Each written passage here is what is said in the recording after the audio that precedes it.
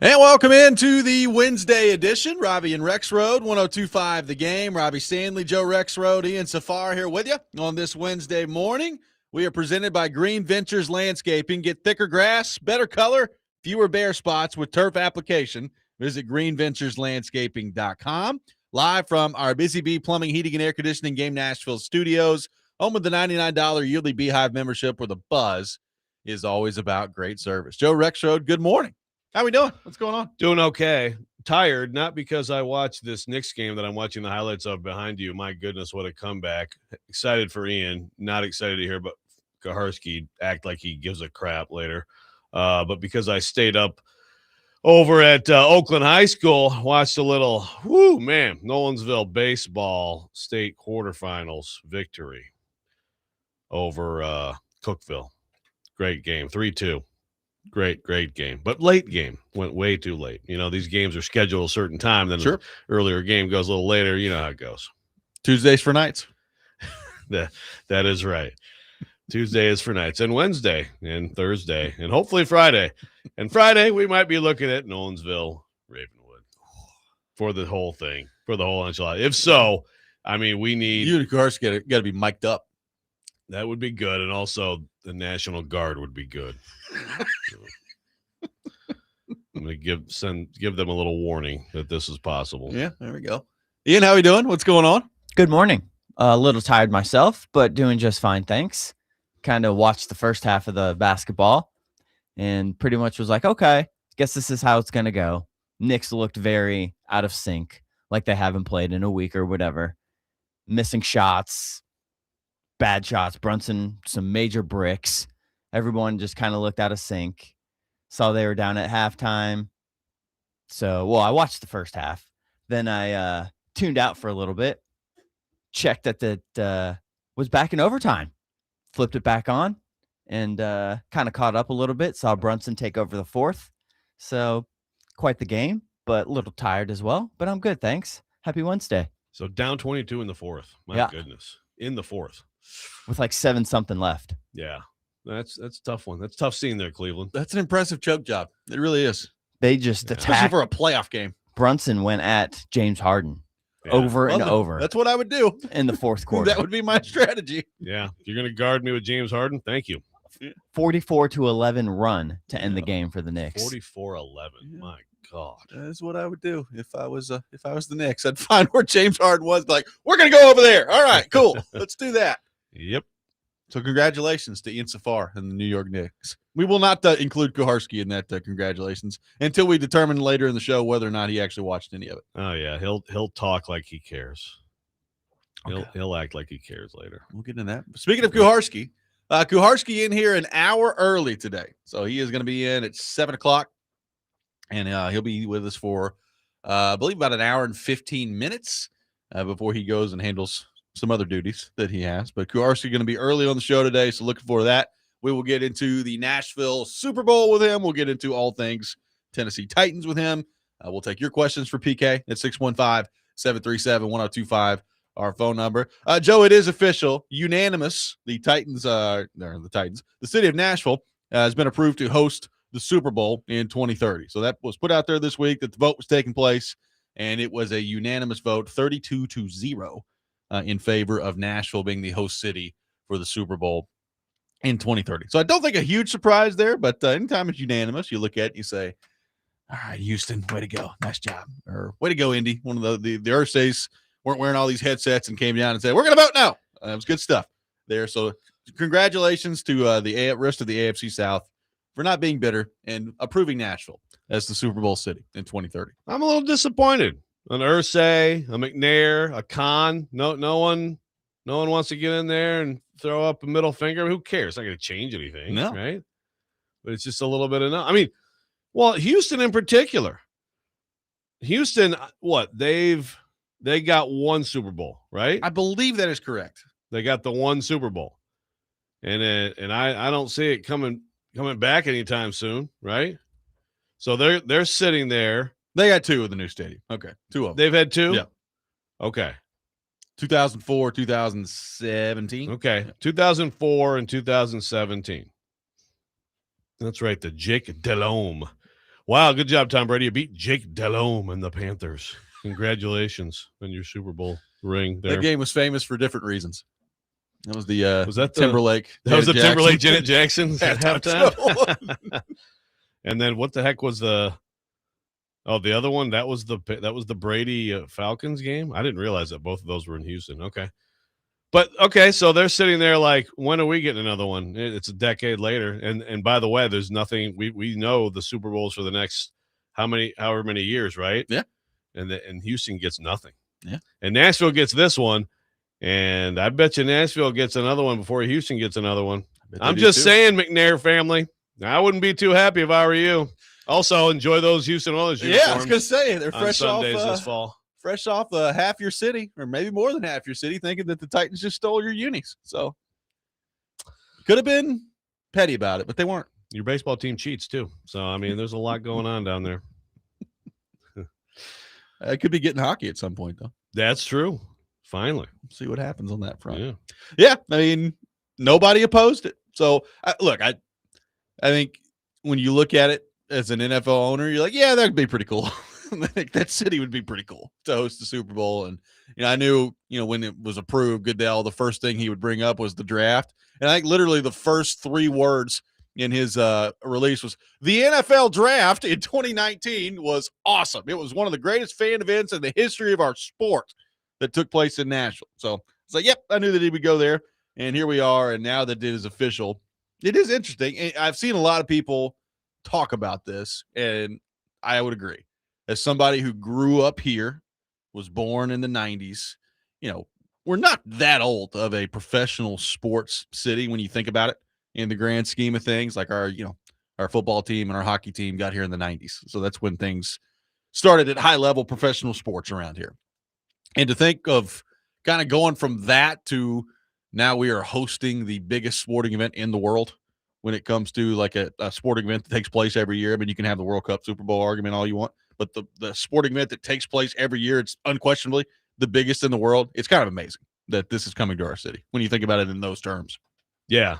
Yeah, no, I think and I've heard Big Joe talk about it. I've seen Stilly. He took a quick break from how's he doing? To talk about that too. And I think for all of you who have seen this city for over decades change, it's got to be a little bit surreal. Someone was mentioning the late great Mark Howard, I guess, used to always say like there is no chance we will ever get a Super Bowl. And again, like at that time, like I totally understand that, that mindset. But, well, you got to think also at that time, you're operating under the information that you have, and that it was an outdoor stadium in February. Exactly. Yeah. Right. Yeah. And I mean, and certainly it was correct. That stadium wasn't getting it. This is so, but no, it's a moment, and I wonder how does it compare to, to some of the other big moments that this city's had now that it's official. I mean, look, in all seriousness, and I understand that it's not going to hit the same way for a lot of people, because when the moment comes at some point in the future, hopefully the not too distant future, where either the Titans win the Super Bowl or the Predators win the Stanley Cup, when that happens, that is going to, I think, in the minds of sports fans here, vault to the top immediately, as it should.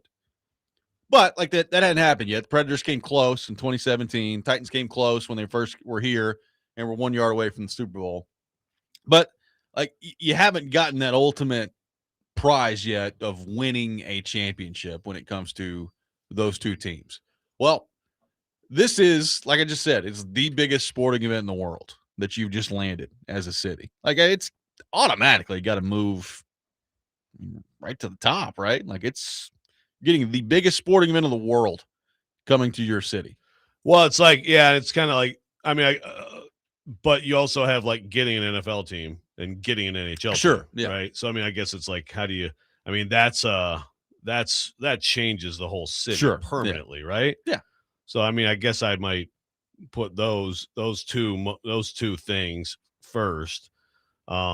but then it's like this is, and it's also interesting when you even let's say the Titans do win it all or the Preds do win it all compared to this is something that's because like this city, let's face it, this city is full of people who root for other teams Oh, too, yeah. right? So Yeah. it's I mean a lot of the growth of this city is from elsewhere. So like to have that here to be the center of the sports world, there it's hard to compare it, right? It's hard to compare it to Yeah. like one of the local teams winning it. Well, and I think that this is what this signifies is when you land this event, there's not anything that you can't pull off as a city, right? Like if you're from an event perspective, like if you're talking about purely events, if you land and pull off the Super Bowl and you do it well, there's nothing moving forward that you're going to be disqualified from that you want, right? Like if you want something, you will put yourself in the conversation for whatever that event is moving forward. Yeah, as long as it goes well. Yeah. It's hard for me to believe it wouldn't or that it won't.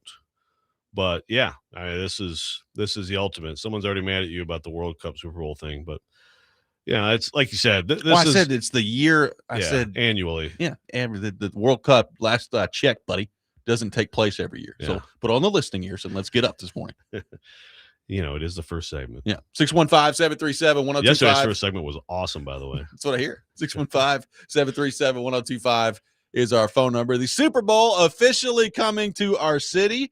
Where does this rank in terms of the biggest sports moments in our city? We'll take your thoughts on that. 615-737-1025. Kuharski with us later in the show, starting around 7 o'clock. Looking forward to that. Robby and Rexrode, 1025 The Game.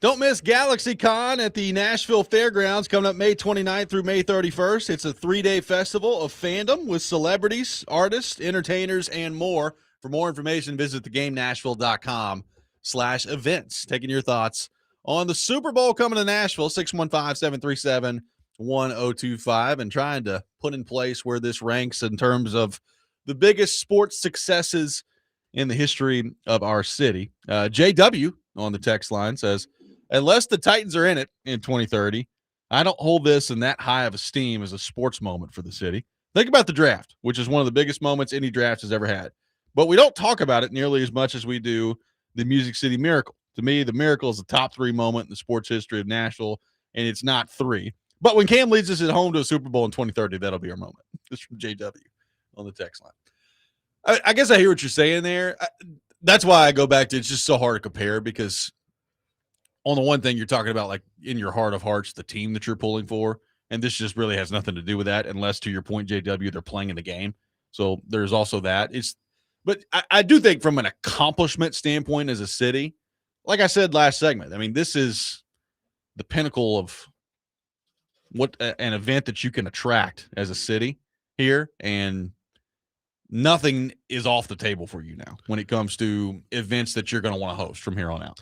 Yeah, right. It's hard to compare, and also it's probably worth, it's like on this show, obviously we talk about Titans, talk about Preds, college teams, but so the conversation here is about local sports teams, but we're talking about, again, an entire city with a lot of people with a lot of different sports teams, interests, and things like that, all getting this, again, being the center of the sports universe, which has never happened before. Yeah. I mean, the draft's a big deal, but this is a much, much, much bigger deal. Yes, for sure. So, I mean, I think that part of it is pretty unique. I mean, again, I also think the casual fan is hurt by this discussion from the standpoint of how many of you are going to be in the building when it comes around, right?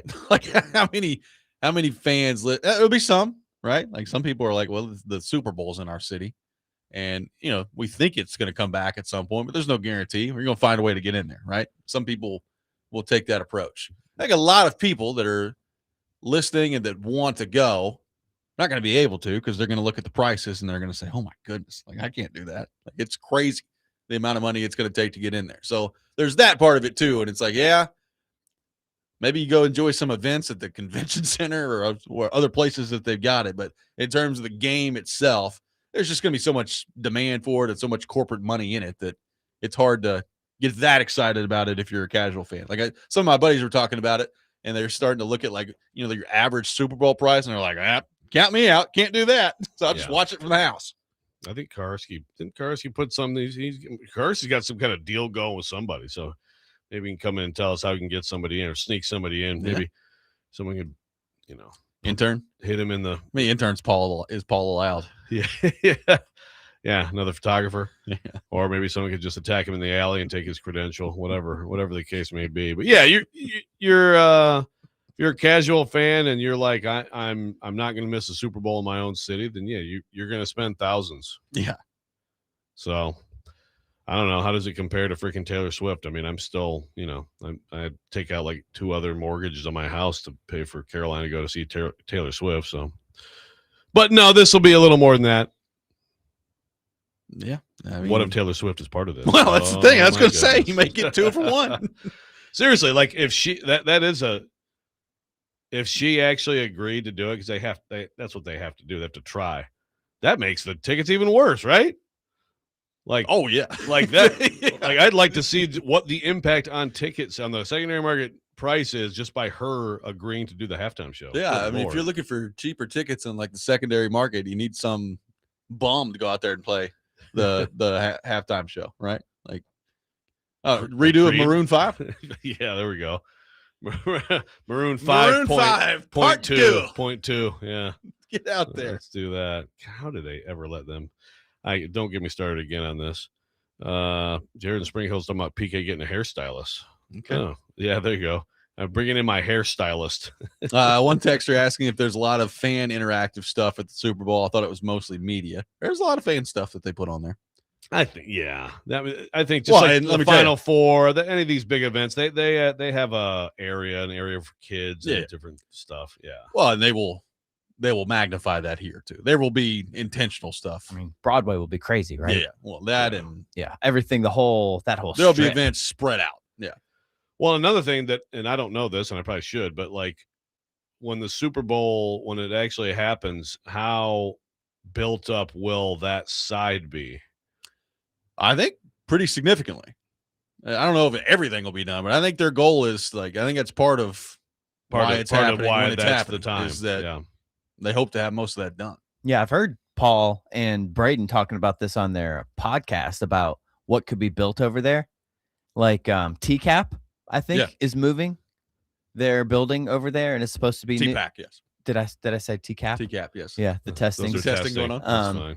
TPAC, yes, thank you. I guess Both could I be got, over. I got the schools on my brain. But yeah, and I guess they're kind of moving it over there, and that's supposed to be like a nice event spot close to the arena or close to the stadium. Okay. So, and of course the convention center, right? Yep. They got restaurants that are coming over there. Yeah, I think it's Yeah. mostly supposed to be kind of built up over there. I mean, it'll probably be good to take a little bit of the glut off Broadway Yes. and bring it over the bridge, right? Yes, I do think. Hopefully, there will be some people that come to the city and discover that there is more than Broadway. Yeah. That's But you know what? If they don't, that's fine too. you just hang out Because there. the people who live here like to go to those places and get away from you people. I'm not telling you where they are. You guys just hang out right down there. This is the only bars we have. Yep. Okay. Nothing else. You can find Rexrode and me at the Cracker Barrel parking lot, about 5 miles away. I'll be in printers. Oh, I'm not going to say where it is.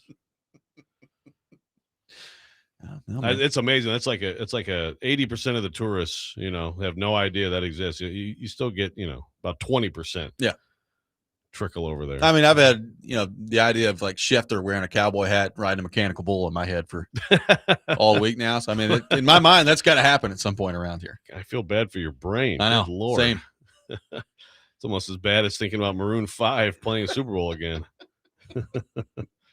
There were people texting me the other day after the show we had Monday about the halftime show, and they're like, you got me thinking. There's a lot of potential options around here for a halftime show. It's like, yeah. Well, how many of these options that you're thinking about are big enough to play a Super Bowl halftime show? That's kind of my question. Yeah. Yeah. And Jake Lyman had the idea of the whole, like bunch The medley? Yeah, which is fine. But if it's one type of music, then that's fine. It's Yeah. just when they try to smash things together. This texture says, transplants be damned. The 6 a.m. hours for me and for us and for sports journalism and talking Titans and PK crying to Joe. This is the only show that cares about what I care about. Here we go. We're here for you. That's what we're here for. That is what we're here for. Neil talking about they need to figure out parking. Yeah. Well, they need to. I mean, the thing is, they need to figure out parking for Titans games. Yeah. Like the parking is already a bit of a like Corey said the other day. Is there any sort of public transport that can be added in this? I mean, Listen, this is outside of my realm of expertise, but Yeah. 2026 to 2030 feels fast for that. Yeah, it does. They'll have to feels do fast. something just Yeah. generic, like Yeah. a park and ride.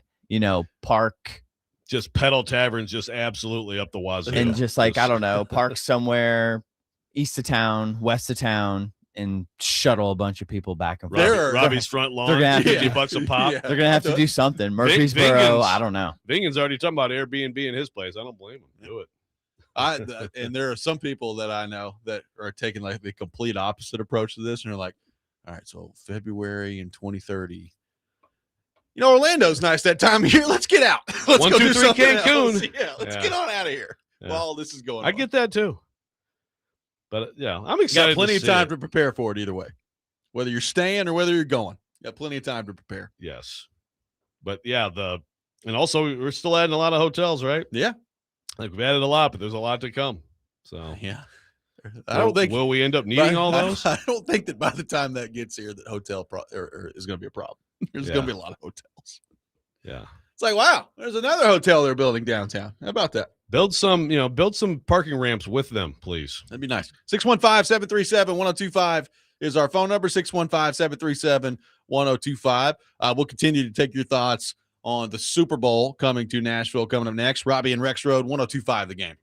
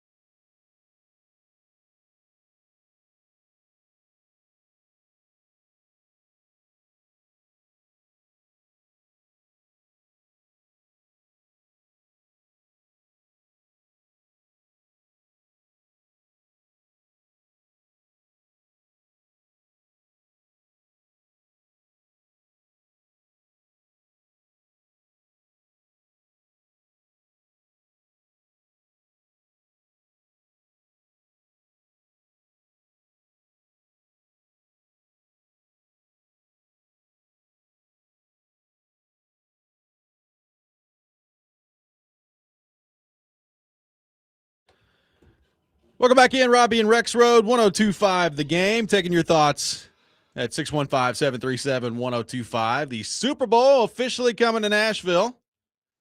Paul Kuharsky from paulkuharski.com will be with us here in just a few minutes to talk more about that, coming up at 7 o'clock. Taking your thoughts on our phone and text lines driven by WilsonCountyHyundai.com. When we had the original conversation about the stadium coming in, obviously, I think the Super Bowl was the crowning jewel of what we talked about. And now that it's happening, I mean, we talked about this week. I mean, you said, I threw the question out by 2036, do we get a Final Four and a college football playoff national championship game? I'm with you. I think the answer to that is yes. Like, I think by the time 2036 rolls around, so 10 years from now, we will have had at least one Super Bowl in our city, at least one Final Four in our city, and at least one college football playoff national championship in our city. So just think about that in the context of where we started this thing. You know, the stadium process and Titans getting a new roof or a new stadium with a roof on it. You know, I'm kind of more with you in terms of like the outdoor football stadium in the NFL appears to be dying, right? Like more people are just opting to go with, you know, the closed roof and going with the stadium, or at least the retractable roof where you got the option. Not in Buffalo. Not in Buffalo, though. Those people, they're going to be Hardy. out there in the cold. Those hardy Buffalonians. You know, it's some part of me, though, thinks, you know, we brought up Josh Allen earlier this week. Like maybe he would prefer to, you know, not be freezing his butt off every time he's in a playoff game out there. But I think those people might legitimately riot if that happens. Like the Buffalo that are out there jumping around on tables, like they might legitimately riot if they went to a dome. So I kind of understand it from their perspective. It's like, no, we need to stay outside. They would try to treat the dome like one of their tables. Yeah, they would.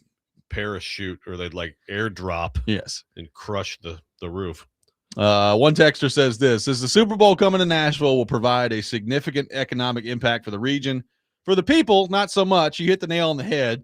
The price for a ticket will prevent most of us from even considering attending the game, but that does not take away from the benefits that will flow from the game: charitable donations to local organizations, community participation, a lot of fun, more reasonably priced events and activities that we can join, a win for the city. While I will not attend the game, I definitely will head downtown for the activities and events. And I think a lot of people, Joe, probably fall into that category when it comes to the Super Bowl coming to the city. Yeah. And then there's the whole economic impact, which, you know, it could be $1 billion. Again, that's major impact for some people. I mean, I think business owners anywhere near downtown they're probably giddy about this, right? Like that's where the economic impact happens, right? So, I mean, like, and look, the price gouging happens at big events. It always does. It will here. The hotels will clean up and things like that. So Den G on Twitter says that the Titans sent out an email about the deposit. I believe I saw that. Yes. So you can. So if I'm reading this correctly, then you can put down a $3,500 deposit for the chance to like be in a lottery to get tickets. I don't know. I guess. Do you know what I could do with $3,500 yes, on a weekend in Nashville? Yes, I do. Several things. I mean, man, a deposit of $3,500 to just try to get tickets. Yeah. I mean, this is where it gets into like, it's an amazing it's awesome for the city. It's an amazing spectacle. You know, it's the biggest annual, like you said, sporting event in the world. But like, it's just a football game, guys. It's a football game that you'll be sitting there watching with a whole bunch of suits. Yeah. Obviously, if you have the means, that's a bucket list item. I don't blame you at all, but you got to have some means if you're doing that, right? Are there a lot of neutral observers that go to the Super Bowl if your team's not in it, that are not like a corporate? Yeah, I think it's obviously the hardcore fans of both teams. You have the corporate tickets that takes up most of the stadium. But yeah, I mean, I think you just have people, again, like rich people, right? Who are like, I live in the city and I want to go to a Super Bowl. Yeah, but those are like elitists, right? I mean, like, you know, it's like Adam Sandler, you know? Yeah, I want to go to the Super Bowl. I have the money. I'm going to go. Yeah, those aren't real people. Well, sure, but I mean, there are people who live here. Yeah, I would say they're probably very wealthy. The bigwigs. We have a lot of we got a lot of bigwigs around here. Bill Hansel will probably be there. Yeah. I would think so. Yeah, all the politicians, all the bigwigs, all the music people. Yeah, like, but I'm counting them even as like those are the corporate tickets. You know what I mean? Yeah. But, I mean, there are people who live here, and look, if you're an original Nashville, you're like, I'm not missing I'm Nashville all the way. I'm not missing this game in my city. And Yeah. again, I have a lot of money. That's probably part of the Look, the synopsis too, right? I'm just glad yesterday that the Super Bowl announcement went ahead and took place. So we got kind of the minor news of yesterday out of the way, where then we could focus on now what I think is the major news that came out of yesterday. Mm-hmm. And that is this, Joe, that the PGA Tour is planning a change to their schedule in 2028. This is from Sports Business Journal that I'm reading this. It says, in the plan presented to players, according to sources with knowledge of the meeting, first track would include 23 elevated tournaments, 16 regular season PGA Tour events, 3 FedEx Cup playoff events. Regular season tournaments would be expanded to have 120-man fields.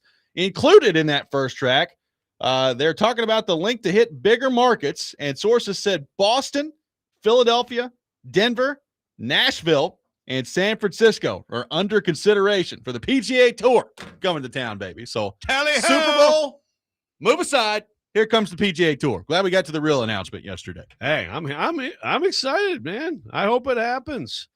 I may not watch golf or play golf, but that'd be fantastic. Think about that, like just the cities you mentioned there.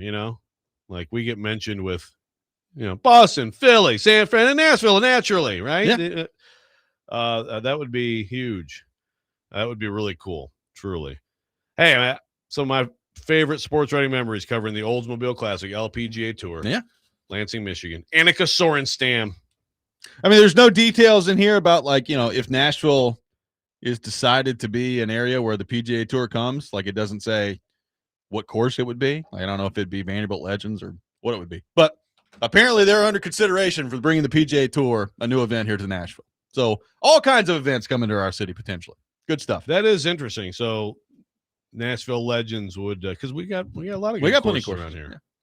I'd be interested to see, where they'd be. Have you played them all? You've played them all, right? I have not played all of them. So if anybody would like to take me to some, I'm down. What haven't you played? I mean, there's a small list of things I haven't played. But you've played most of the. I played Legends, yeah. Yeah. So is that the I like it. Is that the most challenging? I mean, Or potentially the most challenging? You could do things to it to make it more Yeah. challenging. That's probably the answer to wherever they would go is like, all right, What can you do? what can you do to make this pro pretty challenging? Yeah. So, I mean, it's not like it's a major tournament that's going to be coming here, but Well, hey, I mean, a PGA PGA event is a major tournament. deal. Yeah, but I'm just saying they're not playing the U.S. Open here, I don't think. But, getting a tournament here would be cool. Like, I think it'd be awesome. Very cool. They had the live tournament here a couple years ago, and live golf is, I think, very quickly about to be a thing of the past. Belly up. Coming up here in just a few months. So that was cool. Like, me and having that in the city was nice, but I think a PGA would hit a little different, especially if like they adjust the schedule to the point where with these new events, like all their players come. Like, if you've got Scheffler and McIlroy and by that time, who knows if like is DeChambeau back on tour at that point? Like if you get all those guys coming back in there, I think that would be awesome. So I'm just glad the NFL got their little minor announcement out of the way yesterday, and we could focus on the PGA Tour. Yeah, that's right. Let's get to the real Let's sports. get to the real sports here. Real quick, a texter says, ton of studies that these stadiums don't return an investment to taxpayers. Fart these billionaires legally stealing from taxpayers. Yeah, I mean, there are a lot of people out there saying like, show me. I mean, again, I think economic impact. I mean, it's specific groups that benefit, right? So, I mean, there can still be benefits to the taxpayer, and the question I guess would be, I mean, what is Nashville right now if the Titans didn't come here? Exactly. Right. I mean, the Super Bowl itself is a huge deal, but again, like that long-term benefit of having a National Football League team here, I think it's pretty significant. I would agree. 615-737-1025 is our phone number. 615-737-1025. We'll continue to take your thoughts on the Super Bowl coming to Nashville, plus somebody in a program that we have become very familiar with over the last few years that may be even more of a jerk than Lane Kiffin. We'll get into that. Robby and Rexrode, 1025 The Game.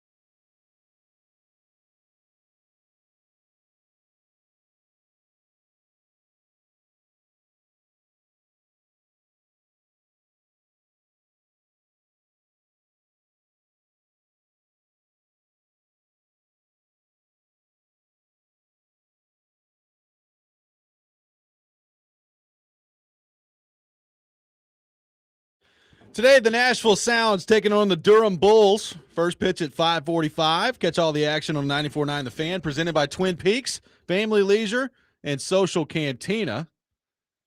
Anytime they take on the Durham Bulls, I just think back to a great movie. Bull Durham. What a great movie. That is a great movie. I'm impressed that, you're an old soul, because that movie came out when you were like 2 years old. That movie came out before I was born. Oh, no, that movie came out. That's right. That didn't come out when you were 2 years old. Was that late 80s? Yeah, that came out. In fact, either 88 or 89. So, yeah. I think 88. Yeah, I was. That's correct. 88. Yeah, what a great flick. Great flick. Totally agree. One of the best baseball movies out there. There are a lot of really good baseball movies, but that's one of my favorites. But I think, people in baseball, of course, there's a lot of great. I would hope everybody loves Major League. I love The Natural. Yeah. There's a lot of great ones, but baseball people point to Bull Durham like that's actually like that's what it's like if you're in the minors. Absolutely. Maybe not Susan Sarandon, but we get the point. Yeah. Good stuff. Yeah. All right, so explain to me what's happening with this Will Wade thing here with RJ Lewis coming in, who was the 2025 Big East Player of the Year with St. John's 2 seasons ago and has been a G League guy. What do we make of Will Wade apparently just saying, all right, this guy who at the moment is not eligible to play college basketball, come on in here and we'll get this thing rolling here. Yeah, Will Wade is he's just a tumor in college sports. And it's going to be really amazing to see like the next few years unfold with Will Wade and Lane Kiffin both at LSU. And again, you put them all together with Kim Mulkey.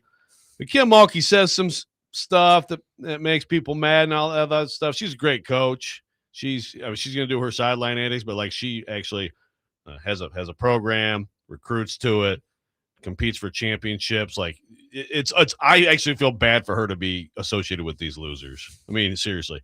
And again, Kiffin's a good coach. You better win natties. Yeah. I mean, you better win natties.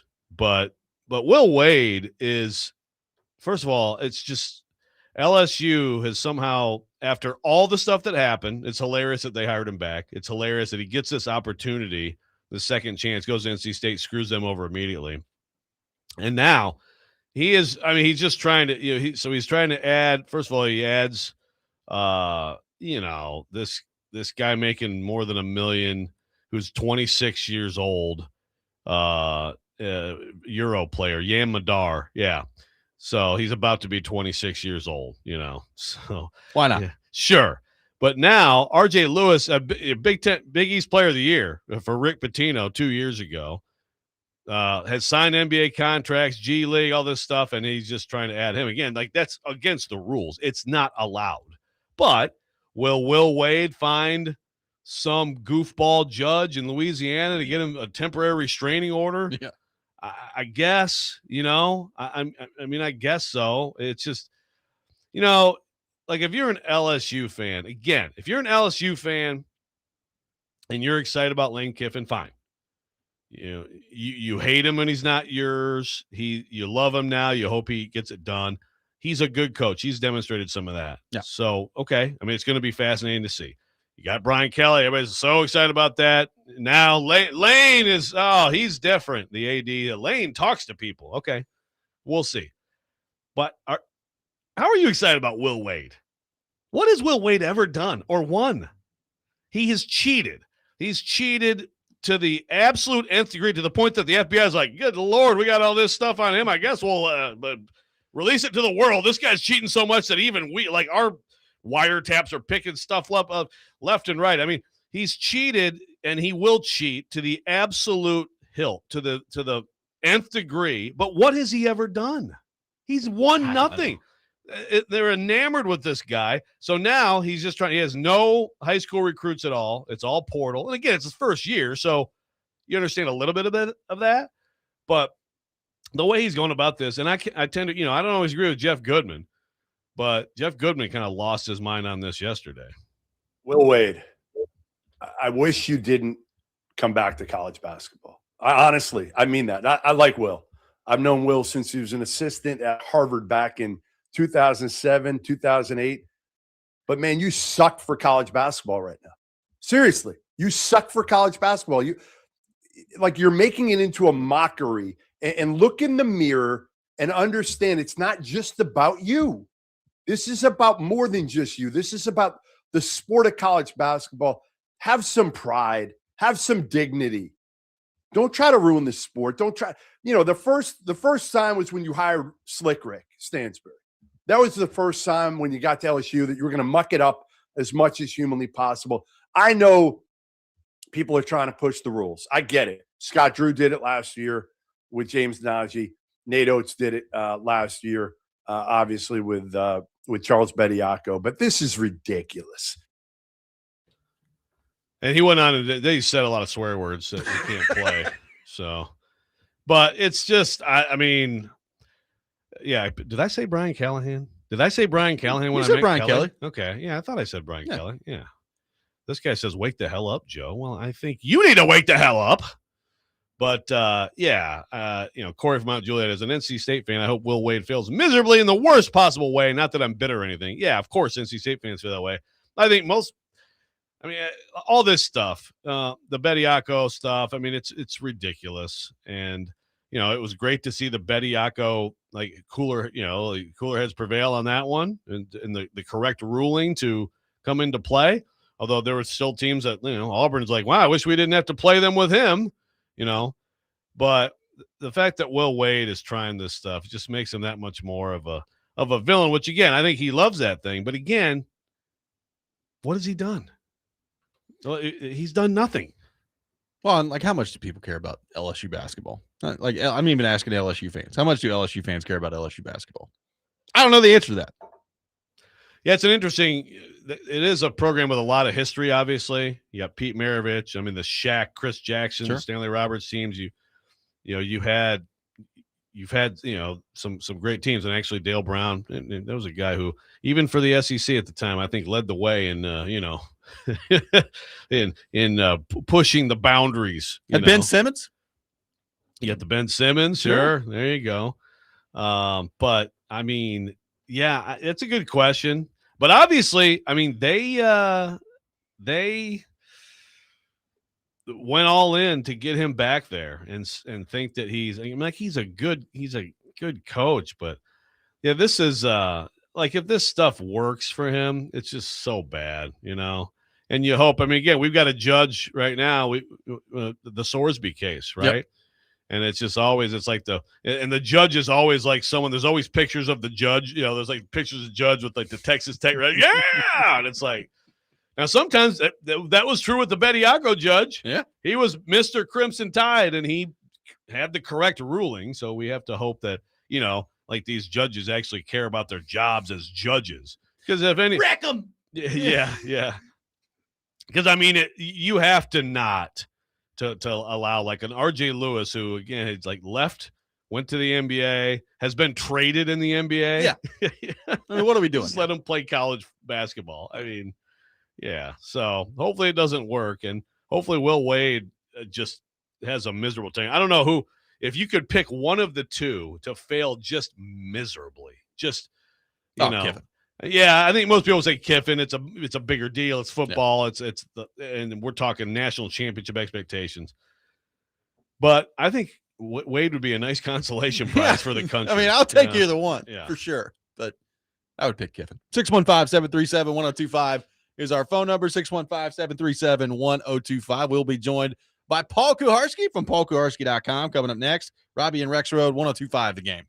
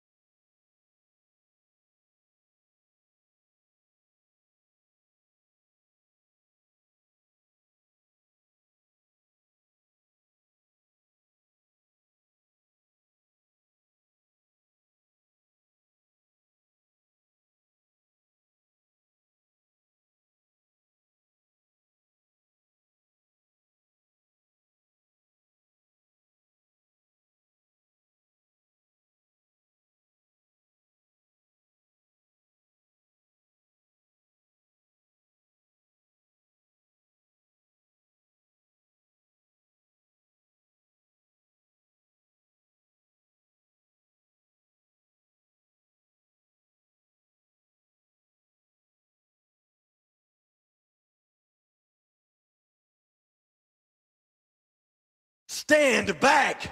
There's a hurricane coming through. Paul Kuharsky from paulkuharski.com is with us on the program, presented by Rapid Response Generators. Power when it matters most. PK with us early today on Wednesday with some stuff going on this afternoon or later this morning. PK, good morning. How are you? Good morning. Good morning. How we doing? Doing awesome. Good morning. You finally hit the button. Good to see you job. guys. Nice khakis. Good to be Nice here. trousers. You look good. Thank you. He looks good. Dress up a little bit for a big press conference. No sport coat though. I mean, No. this is a officials. This is Don't care. no tie. No. Okay. Yeah, shave. I just said this is what I Shave. look, shower. Okay. That's narrate this, Robbie. Kuharsky Is that a wool belt? has That's stood kinda up. weird. He's got the belt on. Kind of a Shirt's woven- tucked in. woven Nice khaki belt. pants. He's looking good. I don't know Thank what to say. He looks good this morning. Well, I gave him a could've shaved a little round of better. applause Could've shaved a little coming better in. than you I could've. did. That's fine. Yeah. Rexrode did not acknowledge Look, his I'm presence. shaving every 3 days tops. Is that Sorry. right? Yeah. How often do you shave the dome? Yeah, about once a week. Is that all? Could Okay. could go more often there too. Listen, I'm not out and that's about about right. much. I'm Yeah. not out and about much. More often during the season when people are seeing me graced with my visage. Yes, your gorgeousness. Did you watch the Knicks last night? This is my first NBA probably of the season. I watched the last 3.5 minutes and overtime. There you go. And you know who I didn't see there? Scaring the hell out of us, the Pistons. Yeah, they weren't there. There you go. It's true. But New York's still all a buzz about, oh man, Detroit's got our number. Yeah. Well, it's Nobody in New York is talking about Detroit having yeah, that's the true. Knicks Nobody's number. talking about the fact that they lost all 3 games of them by 27 points a game. I know you're right. cares? No, you keep bringing it up. I'm not bringing it up. The Pistons Well, you lost. were bringing it up when you thought the Pistons were going to bring. I mean, was it worth it watching all those games?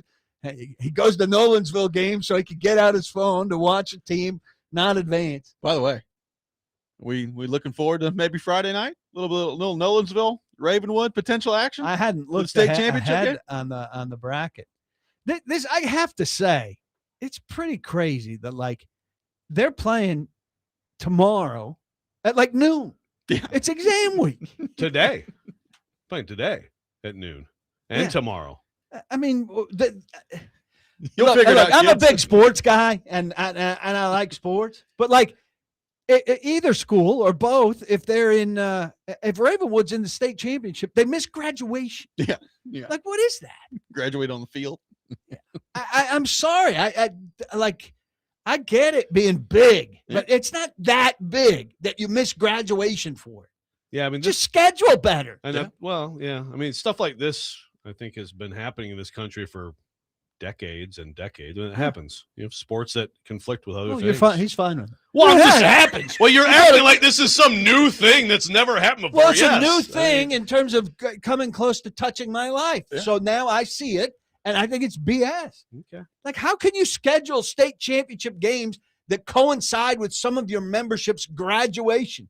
I hate to break it to you, but graduation trumps a state championship in baseball. Schedule it in a way that it doesn't conflict.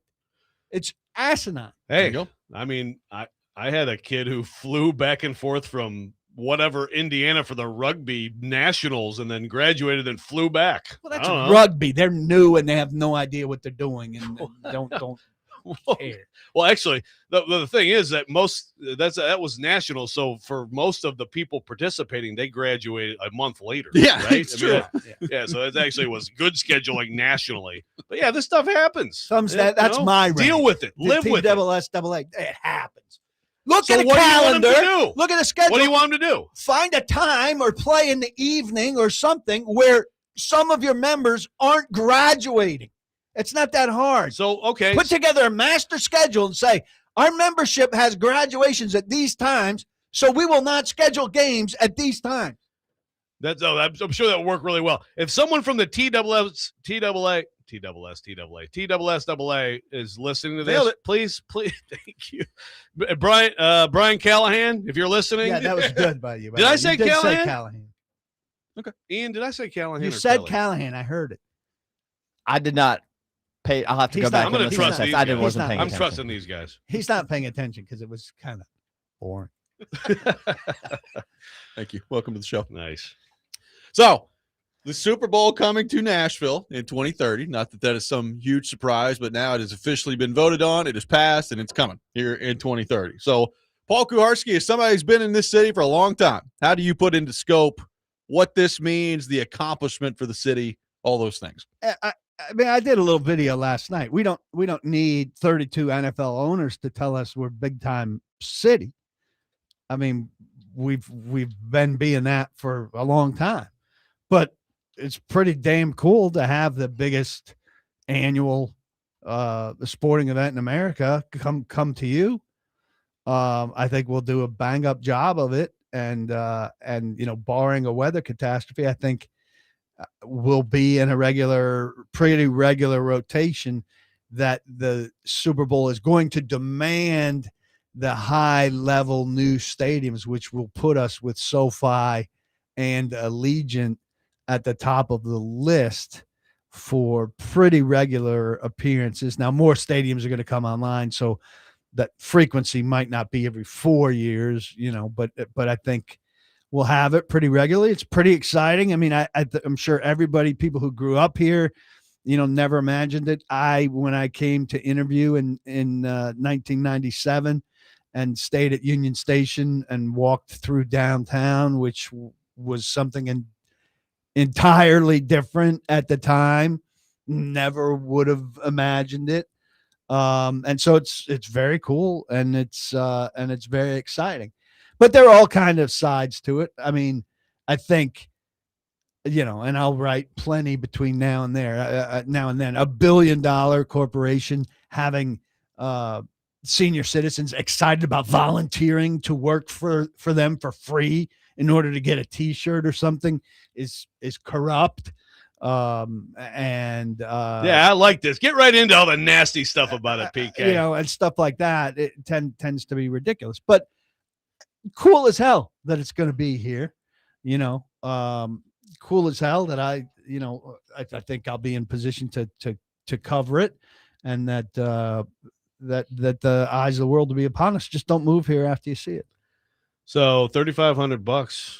Yeah. Just to, I mean, to ask for that money now so that they could collect interest on it for, almost 4 years, before they tell you that you don't get tickets out of that. And that's not even like saying that's the price. That's the deposit. Yeah. So but that's not the deposit on a ticket. It's the deposit on getting into a lottery. Well, it's a non-guaranteed ticket. Yeah. It's not guaranteed. So $3,500 a ticket. Okay. What if I pay $7,000? Can I get it then? Highest class ticket. And this is like an experience kind of ticket, with hospitality and all of that. There's nowhere to put down a deposit to try to get like a normal human being's ticket. I was discussing with my wife last night how her appearance at the Atlanta Super Bowl will be our family's only appearance at a Super Bowl. What was that cost? I think like $250, maybe $300. Yeah. Okay. Did you just say human being? You say human too? I know you say huge. You say human being? I do it all. What the hell It's is equal wrong with opportunity. It's efficient. Have you never heard him say this? H is a letter in the alphabet, bro. High level people help us evolve, and in time we'll all speak like that. Yeah. I can't wait. Believe you didn't say yai level people. Use the H there. I'm getting there. If you can use the H there, why can't you use the H when there's a U after? People don't want to hear a show about my usage of the H. There's too many exciting things going on. Don't change the subject. We should do a special episode. We should do a special hour episode. Prime time. Which words that start with H does Paul use the H sound? The Titans didn't get a prime time game, but instead, we have a special hour program on Kuharski's use of H. I'm only human. With Joe, for some reason, talking as Edith. Archie, I'm only human. We got a lot more to get into with Kuharski. We'll take your questions at 615-737-1025. This is Robby and Rexrode, 1025 The Game.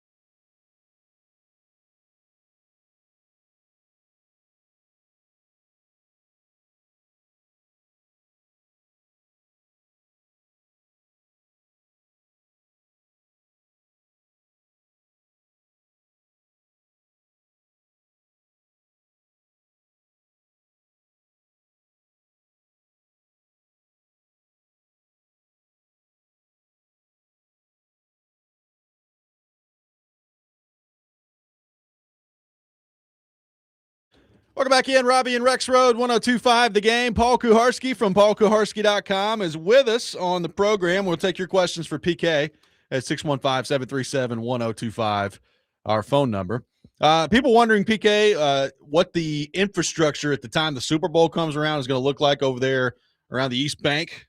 I mean, my understanding is like most of the stuff they want to have built by that time, which is part of the timing of the Super Bowl coming when it is. Is that a correct understanding of what the infrastructure will look like over there by the time the Super Bowl is here in 2030? I think it's actually a good time. First off, I mean, I saw some numbers about the hotel rooms going up, which is good, but what Nashville has right now in terms of hotel room infrastructure and all of that, it meets the standard.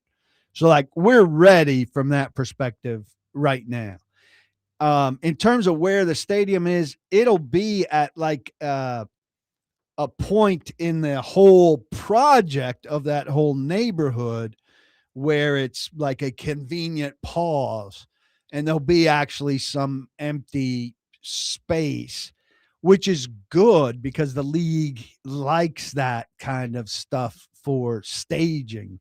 Like if you look at what they have at SoFi, now SoFi's in the middle of a giant parking lot. Middle So of nowhere. So there's natural empty space for staging. But I think there'll be some stuff that can be paused right at that convenient time that'll give the league kind of what it wants. And then, expecting that things go well and there's a return, I think there'll be substantial. It'll be a different place before the second game in terms of what gets built up around it. So that'll be good. I heard you guys talking about the parking, and I've heard a lot of people talking about the infrastructure around it. Like, look, the traffic outside the city and all of that is going to be bad. But I think if you're an out-of-towner coming in and you have a downtown hotel room, you're pretty set. I mean, I've been to a lot of these things. If you get into the footprint, this is, the only place I could think of that's better. I wasn't to Vegas, but the Vegas footprint's awfully good. Indianapolis's footprint is even snugger than this. But you could be staying in the Gulch here and walk to the convention center, walk to the stadium. I think, maybe there'd be something at Belmont, so you'd have to catch an Uber for that for an event. But you could conceivably, outside of going to a restaurant intentionally outside of the downtown footprint, if you wanted to go to Germantown or Midtown or East Nashville, not getting a car. Now, for somebody like us, I mean, you can walk to Germantown too, really. Yeah, conceivably. Maybe you can't. I'm thinking of. Listen, I oversaw one of the greatest walk-offs. Humans, thank you. Humans. I apologize. I oversaw one of the greatest walk-offs ever. I'm familiar with walking. I'm picturing myself like if I get downtown early enough, am I going to be able to get a spot in the Music City Center every day? Hopefully. But for some, probably not.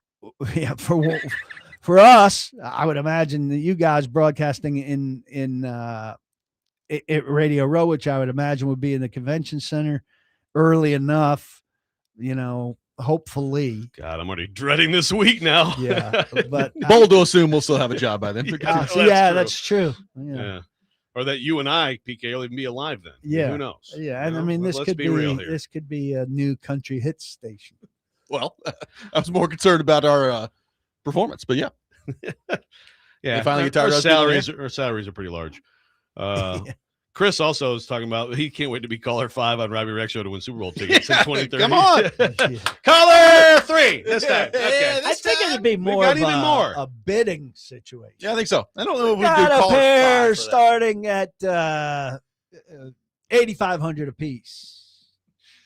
Get an auctioneer in here. Who takes Robby to the best golf course? $8,500. We got $8,500. $9,000. That'd be great. It would be. It would be. One texter says, I've already gotten emails and calls about bidding on paving projects around the stadium. So they're not messing around. Getting after it out there. A lot of stuff going into this 4 years out. They need a big countdown clock. Where will the countdown clock go? Top of the Batman building. We have 4 years until the Super Bowl. Everybody look up.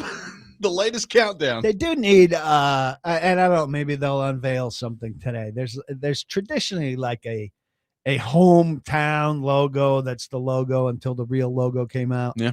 And the league 10 years ago now or whatever ruined the Super Bowl logo thing, where it used to be a cool logo that was very different for each Super Bowl. Now it's the same logo with different color on it. Ooh, exciting. They ruined it. They did. Ruined. There's an I in the word. How many freaking words do you not say correctly? I mean, I don't know why it's bothering me so much today, but it's like really, really standing It's bothering you because the Pistons didn't play last night. Yeah, well, I'm fine. So good against the Knicks. So good. 27 points a game. Well, we look forward to the Super Bowl coming in 2030. Yeah, and one other thing I wanted to ask on that, though, is let's say, because I agree, it seems like we're all set up to have this regularly, but what if, like, the weather's crap for that first one? Does that scare people off? It won't help because Atlanta had, when the Titans were there, bad weather, and it took a long time for things to come back. Now they get a new stadium and all of that. Dallas, had two terrible things happen. They had the ice storm, and then they sold tickets that didn't exist. And Dallas has not been, and Dallas is the most profitable Super Bowl by whatever measure they have, the most profitable Super Bowl in history. And it's not been mentioned. So for Jerry Jones not to push to get another one there. Also, it's the most spread out, probably. San Francisco probably is more spread out, but very spread out. So, I mean, you've got to have every kind of prayer service possible in Nashville when that week approaches, that it's not ice storm. If it's just situation. regular, even if it's not, not normal, abnormally. In there's the 50s. The word. Have Nice. it be in the 50s. Yeah. Cloudy and see, high the of words that he 52 thinks is fine. I'm not pronouncing to his quality are still coming out of my mouth. But at least when they if it's at least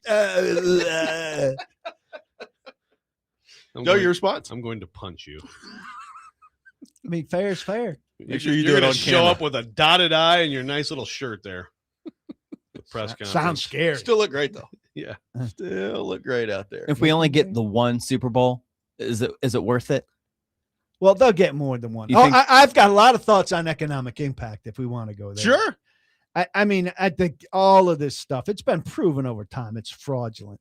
What they basically do is they say, here's the economic impact for Nashville compared to if Nashville was absolutely empty for the week before.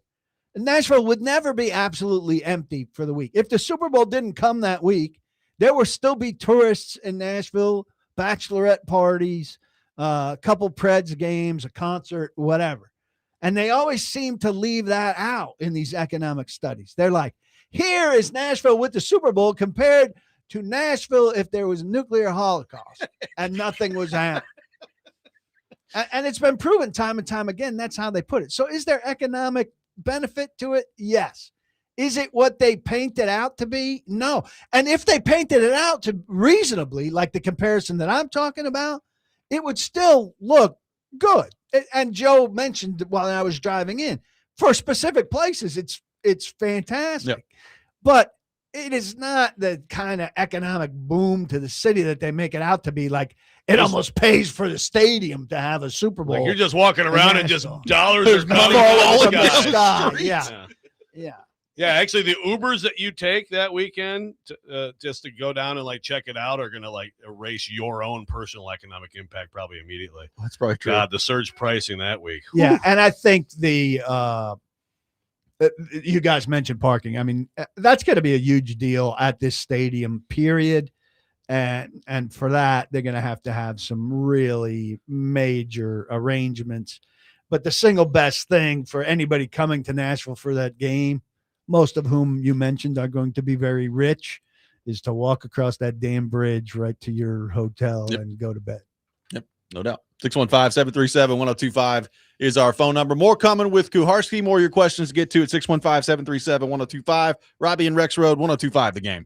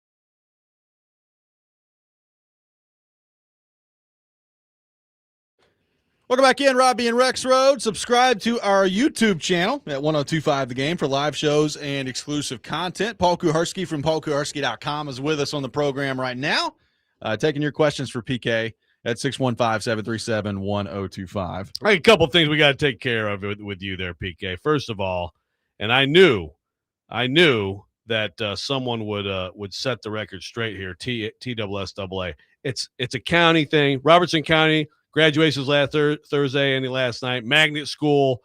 You got to have all these moving parts, county commissioners, BOE members, state representatives. So hard. TSSAA releases the championship dates a year in advance. And the schools should move their graduation based on when a baseball championship is. If the dates are there a year in advance, there's the information. They have all these different schools with different graduations, Yeah, Paul. Are you seriously this dumb? Yeah, I really am. Okay, be this dumb. I then. really am. Okay. I mean, seriously, I really am. get out of here with this.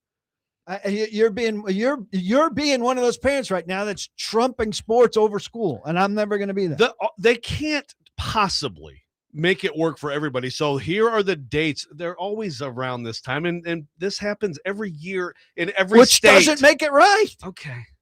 It's stupid. I think the soccer team when I was in school graduated on the field. You're the kind of dad. You've already shown this. That would be fine with your kid missing graduation for sports. I would be broken up by it. I would be really broken up by it. I would think it would suck for my kid, who clearly academics are more important in the Kuharsky household than they are in the Rexrode household, would be broken up by the idea of my kid who'd studied and had friends outside of sports, probably unusual for you as well, to miss graduation because he happened to be playing baseball. That would crush me, and it would crush him. So if Ravenwood is making a run here the next couple, you're going to be no, Simon, you're going to walk across the stage. That's what matters. No, I wouldn't do that, but it would suck for him to have to miss. Yeah. Okay. And I think that they should facilitate him not missing. Could be a very unique you can't experience. do it. Could be a very unique experience. I think you can do Graduating it. on the Here's field. what I think you could do. If the team that winds up in the championship game has graduation at the time, you go, hey, you know what? We're going to reschedule this one game because this one school is in graduation, and we can't foresee that when we schedule the initial thing. But now that it conflicts with their graduation, we would hate for the 8 seniors on this team not to be able to walk in their graduation. And because we, as an organization, value the incomplete experience for these kids, we're going to change it from 3 o'clock to 8 o'clock. We'll flip it with the 1A game that doesn't have graduation. Oh my God, that was hard. That was so hard for us. That was so hard for us. You can switch it to the same day. Please live in the real world. How is that hard? It's stupid. This whole thing. Tell me how that's hard. Listen, Kyle Tucker wants you to say nuclear holocaust. Do you say it nuclear holocaust? Nuclear holocaust. Look, the language adapts. By the way, over that's time. spelled out YOLO cost. You only live once. That's true. When you're dying in a Holocaust, Particularly when you only lived once. That's true. Again, I'm ahead of the curve. Oh, man. All right, a lot of people on the text line asking for your thoughts on the Titans radio situation with Ramon Foster stepping in to take over for Dave McGinnis, who, as we know, tragically passed away. Your thoughts, and a lot of people basically want your thoughts on the idea of a Pittsburgh Steeler being the one. Well, hold on. But before you give your thoughts, apologize for reporting. Yeah. Yes. I'm sorry I didn't hold it so that Titans radio, the glacier moving pace. Like, some people just don't understand. Like, if you make a decision and you expect it to hold for 10 days, it's not realistic if you have a reporter who actually chases news. When something is new, I chase news and I report it. This idea that I owed some kind of thing or that I would have done a favor for somebody else is ridiculous. If you don't want Titans news, don't listen to me and don't follow me. But I hate to break it to you, it's going to be elsewhere because other people will then discuss what I break. So turn everything off. If you don't want to know who's next on Titans radio, and I get it, you're going to have to go on a media fast. Sorry. There you go. Media fasting. That sounds good. How many did you get more than did you get a lot of pushback on this? A lot of people complaining beyond social media? Not that much. Some real people complaining to you? Yeah. Any real humans? Some real humans. Look, it's a bad hire. And I'm against homerism, but the nature of the job is a certain homerism. And he's a homer. I mean, he's hired largely because he is never going to say anything remotely negative. I mean, Cam Ward could throw 3 interceptions and he's going to find shine on it. I'm not a fan personally. I don't think his product is good. I heard a little bit of him on the University of Tennessee in this job last year. I was unimpressed.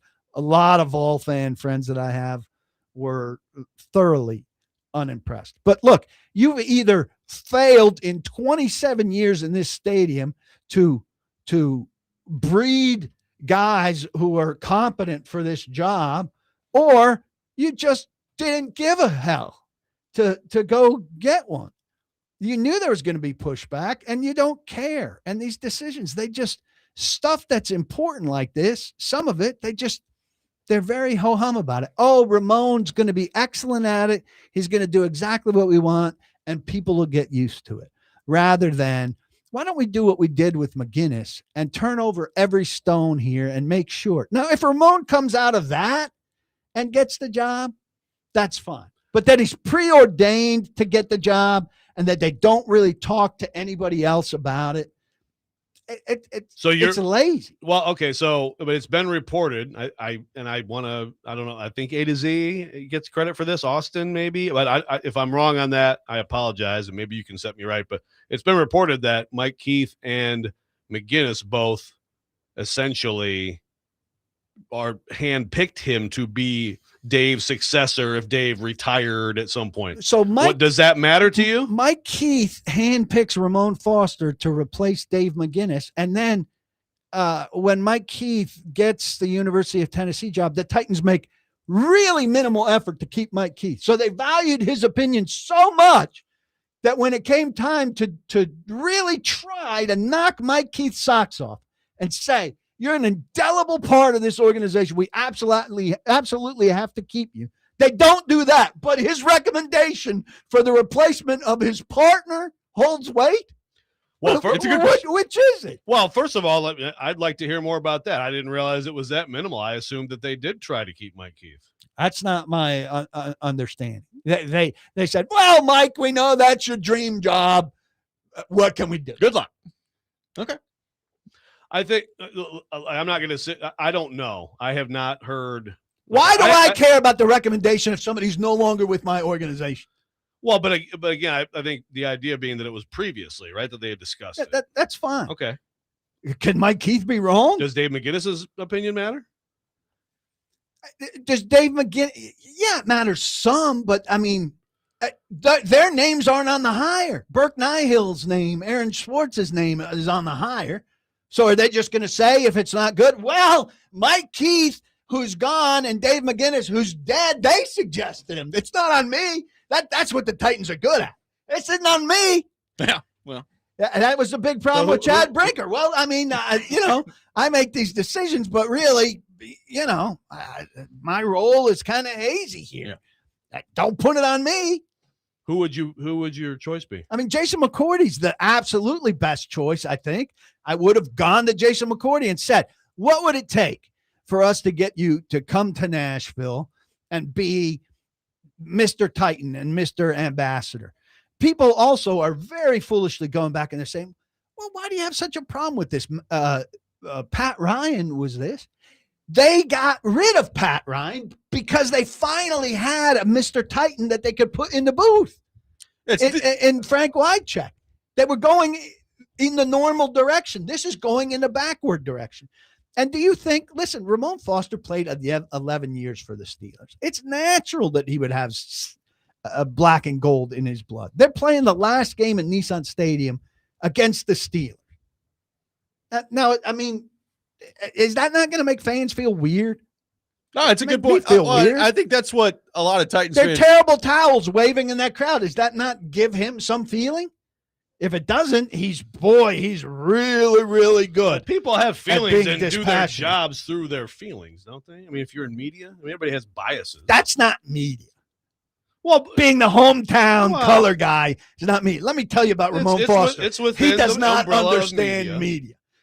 I made a comment on Twitter when his show didn't sufficiently back Buck Rising in his fight with Jeffrey Simmons. Oh, I think I was there that day. I Oh, yeah, actually we was were there. hoping Ramon would throw you over the fence into the water. And I ended up in a 40 Get him! I ended Get up him, Ramon! I ended up in a 45-minute conversation with Ramon Foster, after which it became clear he just doesn't understand what somebody like me does. I don't understand how he could have been in the league 11 years and not understand what somebody like Ed Bouchette or Jerry Dulac did. Like that me commenting on the radio station that broadcasts Titans games and their interaction with the player in a fight and supporting their guy. He was like, I can't understand why you would have commented on it. If I recall correctly, some of that conversation spilled over to our show. I think so. We actually had it. Yeah, we can go back and listen to the tape. We actually had it coming into our headphones. We did. 615-737-1025. You're so huge. Leave me alone. More coming up with Kuharski next. Robby and Rexrode 1025 The Game.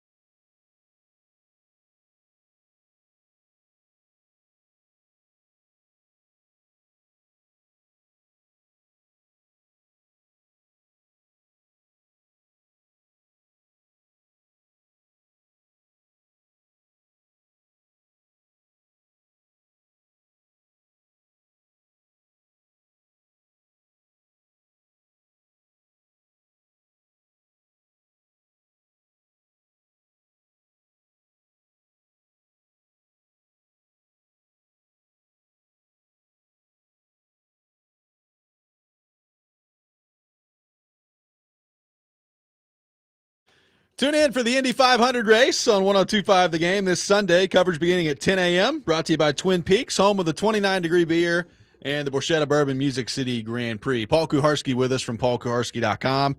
Taking your thoughts for PK at 615-737-1025. Our phone number, 615-737-1025. A lot of people saying they would have liked to have seen Taylor Lewan as the color. Taylor You Lewan, texted by the him. way, who You told did? me. I talked to him on the phone. He told me. Oh, that was he an called actual me. human conversation. Oh, I sent him a text, and he called me right away.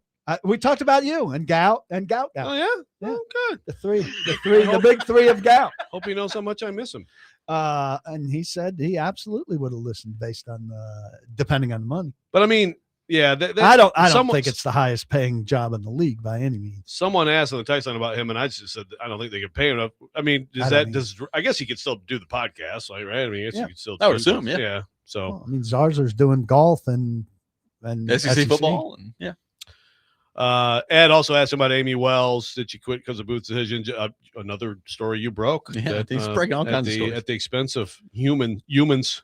I mean, she got a job in the private sector, as far as I know. And I think people are just jumping to crazy conclusions about her. She's got a young family. And I suspect, I hope I'm not talking out of school. She didn't No, you say never do that. in her personal thing, but I suspect she got a job that's going to allow her to be with young children in a more normal schedule. There you go. Okay. But you're right. Thanks. Kuharski's on a heater right now, breaking news. There's no doubt about that. Yeah. PaulKuharski.com, ladies and gentlemen. Look at him. Yeah. If only he would respect the subjects of the news and allow them to have press releases. I don't know. I don't know if he did or didn't. If somebody out there could tell me, if Ramon Foster didn't talk about this on Monday, that's another show you that they don't understand how media works. Like if this came out and they were still waiting for an announcement and he's like just pretended that nothing's happened, that's a Is joke. that the case? I don't know. It's possible. I don't know. Does he have a show? There's people on besides us. Barely. Ever? Aren't we the only station on the radio? Well, you brought up the Steelers game. What do you make of the Steelers game potentially being the last game in Nissan Stadium, barring some playoff run here for the Tennessee Titans? I mean, I haven't asked this question. Maybe I'll have a chance to ask somebody this morning at this press conference. I would have thought that they would have liked a Week 18 game to close it, and then that would have been against a division rival. But maybe they wanted to finish a little bit earlier to get old Nissan Stadium deconstruction underway faster, because that's a very quick project. That stadium needs to be down before opening day 2027 for new Nissan Stadium. So an extra week maybe helps them in some way, shape, or form. Do they have a say? Well, yeah, I mean, you could ask for things in the schedule. Certainly the league is going to help them out with the new stadium. The thing is, if you're going out of division for a rivalry matchup there and you want to spice it out, Baltimore's the obvious choice. And they've got Baltimore, week 3, week 4. Steelers would be next, but Steelers is based on AFC Central, and AFC Central ended in 2002. So it's very much more about Oilers than it is about Titans. So it's fitting with the new uniform. Well, but it also there's a day that lives in infamy. I know you covered it, which is that day that they convinced Bud Adams that he's not going to have another year in Memphis, right? I mean, isn't it? Well, you always want to Steelers- pay tribute to Memphis after 27 years in Nissan Stadium. Well, what I'm saying though is like you would hate Get to out. see. Well, you The would get hate, out game. yeah, you would hate to see like the Steelers fans take over half this stadium. Like if they're good this year and the Titans are very not good, despite the farewell to the stadium, that could be a Steelers home game. I've said this, and there's, I think somebody put out a poll, or some of the feedback we got on the podcast emphasize it. I cannot imagine that Tennessee Titans fans, enough of whom have been in that building over the course of 27 years, even if the Titans stink and the Steelers are great, would allow that to become a Steelers home game rather than a Titans finale. I'll be hugely disappointed if that's the case. I mean, that's got to be a send-off game for a building that's turned into a dump, but that made It's a good moment. that made us an NFL town. Yeah. You got to be there. And I think a lot of people too, they put out the very sentimental father-son video, right? When they did the That was uniform good. That was change, well that done. was good. Well, done. if you really are, and people were really pulled by that video, which was well done. If you're that, and a lot of people said that's me, or that's me and my dad, or that's me and my son. If that's you, I think you want to be at the Steelers game and at the opener of the next game and in that transition. And I think the Titans will be pushing that, like, and restart. And I don't see how you wouldn't want to be at both. That's the second most expensive ticket. The Titans, by the way, have 6 tiers of ticket prices.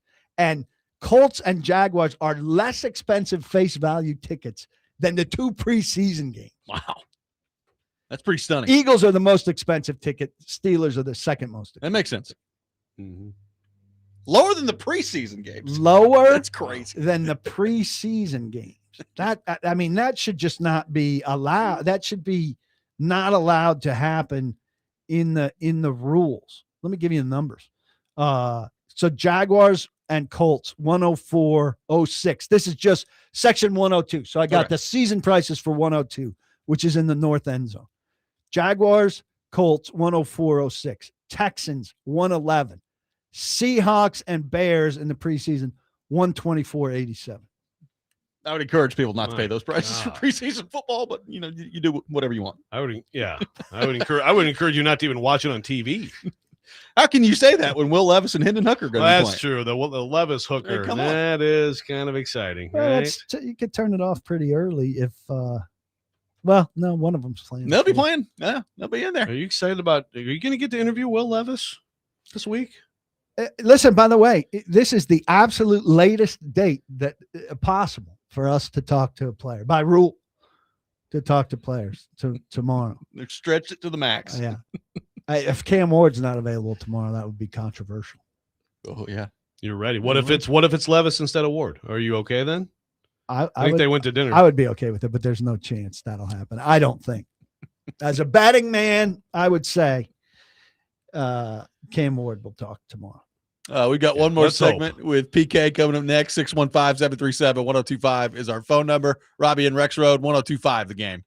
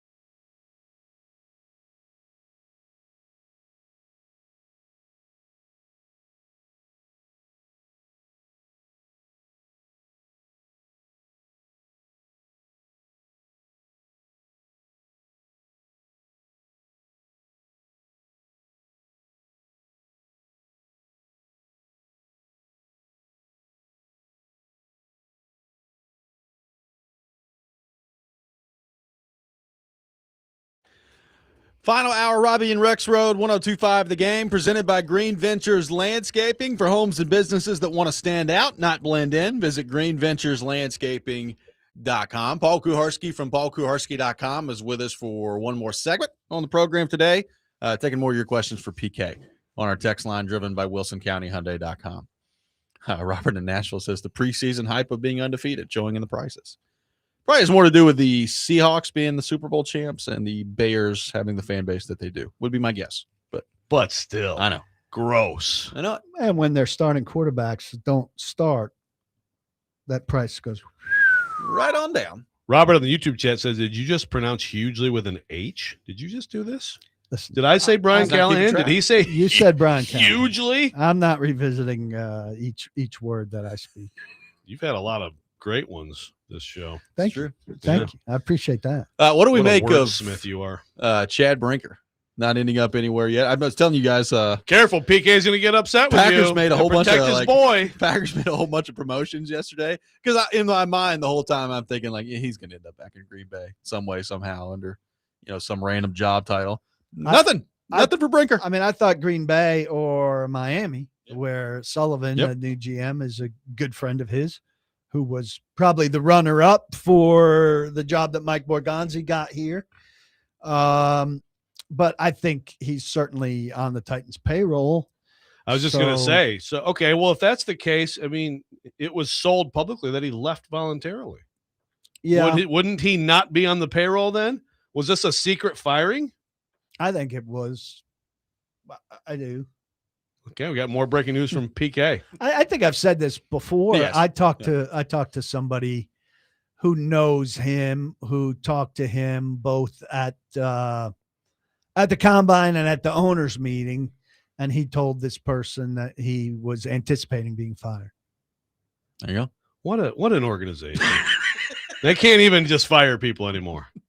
They have to because to they've done create it so some much. ridiculous Yeah. dog and Well, this pony is show. actually good PR for both sides, right? They don't look like they've fired another person, and he doesn't Look like take he's the been fired. blemish of getting fired. Except we're talking about it right now. right. Right, but But league-wide. he doesn't Yeah. have that. I'm blasting reputation. this all over the league. Oh yeah, all your people. Over there. Schefter! Yeah, Yeah, I know like- people. like- I know people. Like I heard Stilly the other day is great.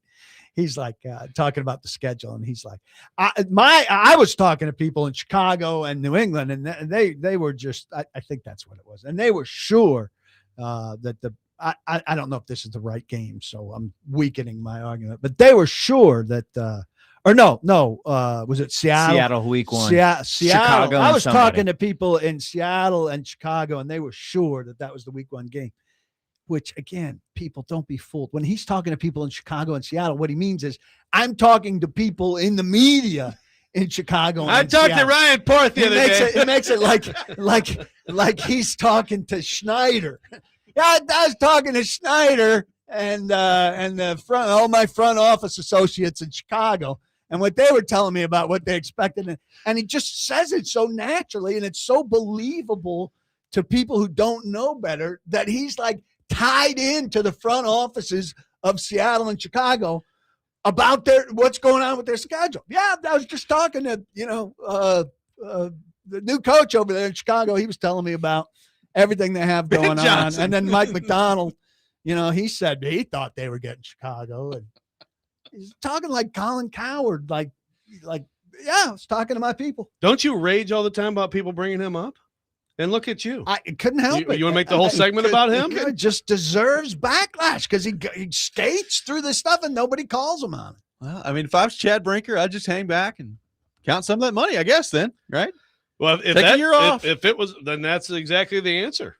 I mean, that tracks with everything. That he's not the next guy. Well, I mean, I was kind The of next excited. guy getting paid to do nothing by Amy. I was kind of excited that he wasn't going to end up back with the Packers. So now you're telling me that he's just waiting it out a little bit. Well, he was there for a pretty good I think he era has the of Packers, right? Personnel decisions. He's well liked. Yeah, there. I mean, I know for. I mean, Sure, he's went over told to me. the Applebee's up there, and it was good stuff. He's told me on the Getting record. lunch.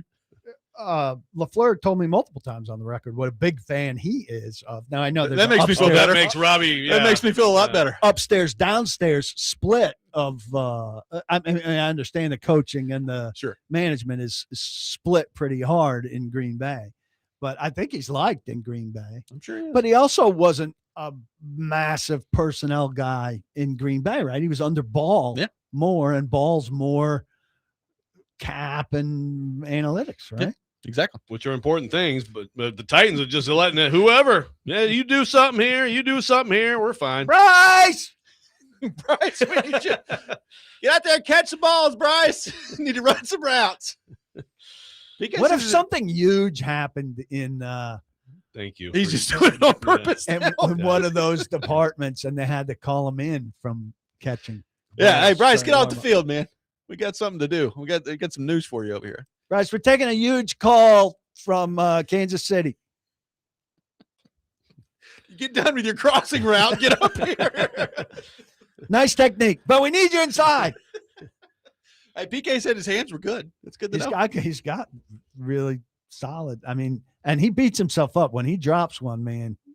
Yeah, perfectionist. pounds Yeah. the ball. That's, Oh, what, yeah. that's what I like to see. No, you got to he- set the tone a little bit out there. Okay. He really. There may be hope yet for this That's organization. what I'm saying. I would pitch that to the Titans online staff. I mean, those guys track the ball amazingly and stuff. They should do a Cam Wasserman warm-up I agree. piece. I agree. That's a good. That's gold. Yeah. We haven't gotten your opinion on the schedule release thing? Would you like their video and stuff? We never, that's post PK. I mean, I understand why it ranked well and it's humorous, but I mean, Humorous.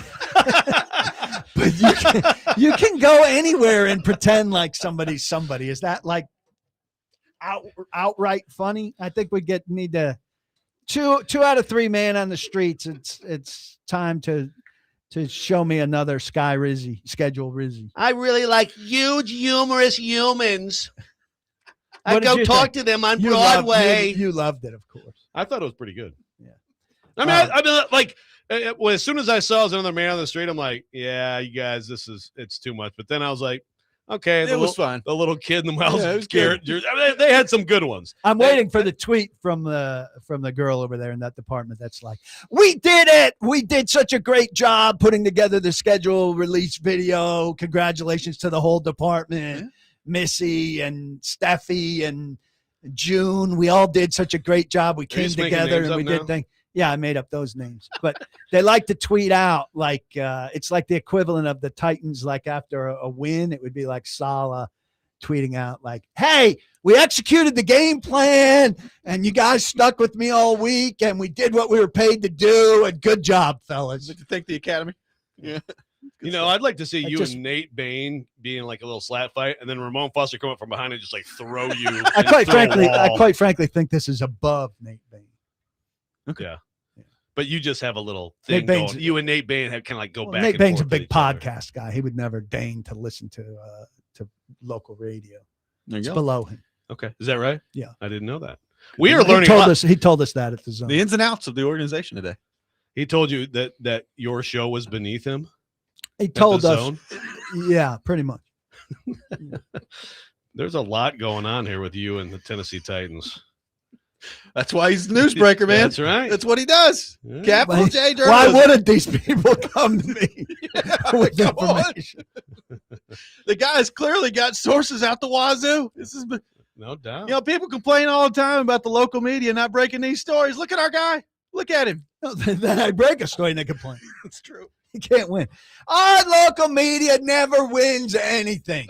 Ramon Foster to replace the late great Dave McGinnis as color analyst. Why would you report this and not let Ramon announce it on his own time? What are you doing?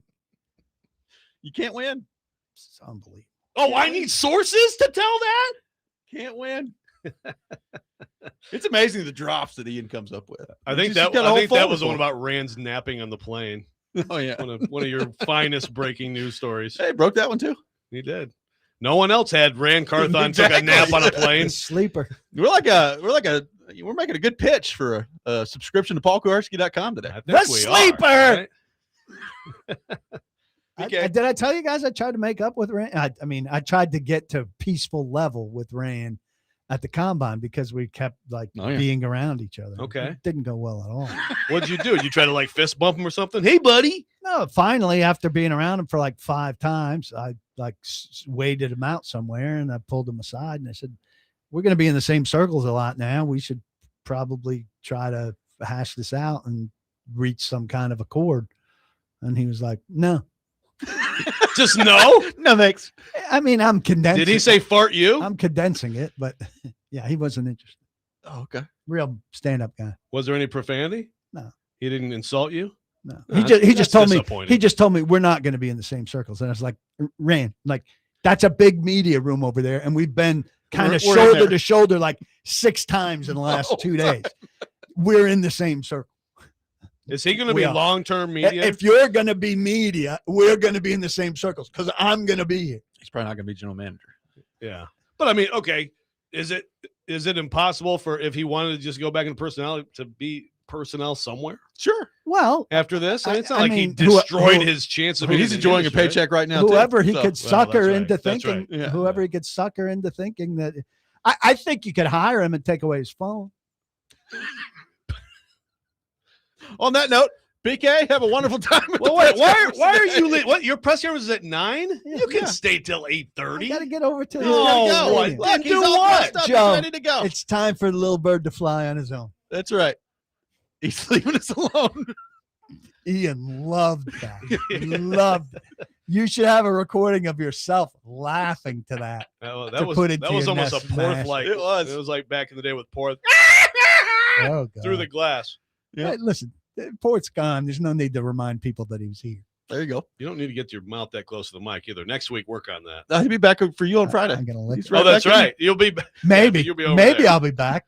A little bit more the way you're respect talking shown. about me No, right no, now no. and the way you're looking at We me. love you, PK. I don't care for it. It's gonna be a huge I day don't on like when Friday. you force those loving thanks. I don't want it forced. I want it natural. You're freaking me out right now. Get out of here. We'll react to See you. Don't block the box. Be sure to lock your locks. We'll react to what PK had to say coming up next. Robby and Rexrode, 102.5 The Game.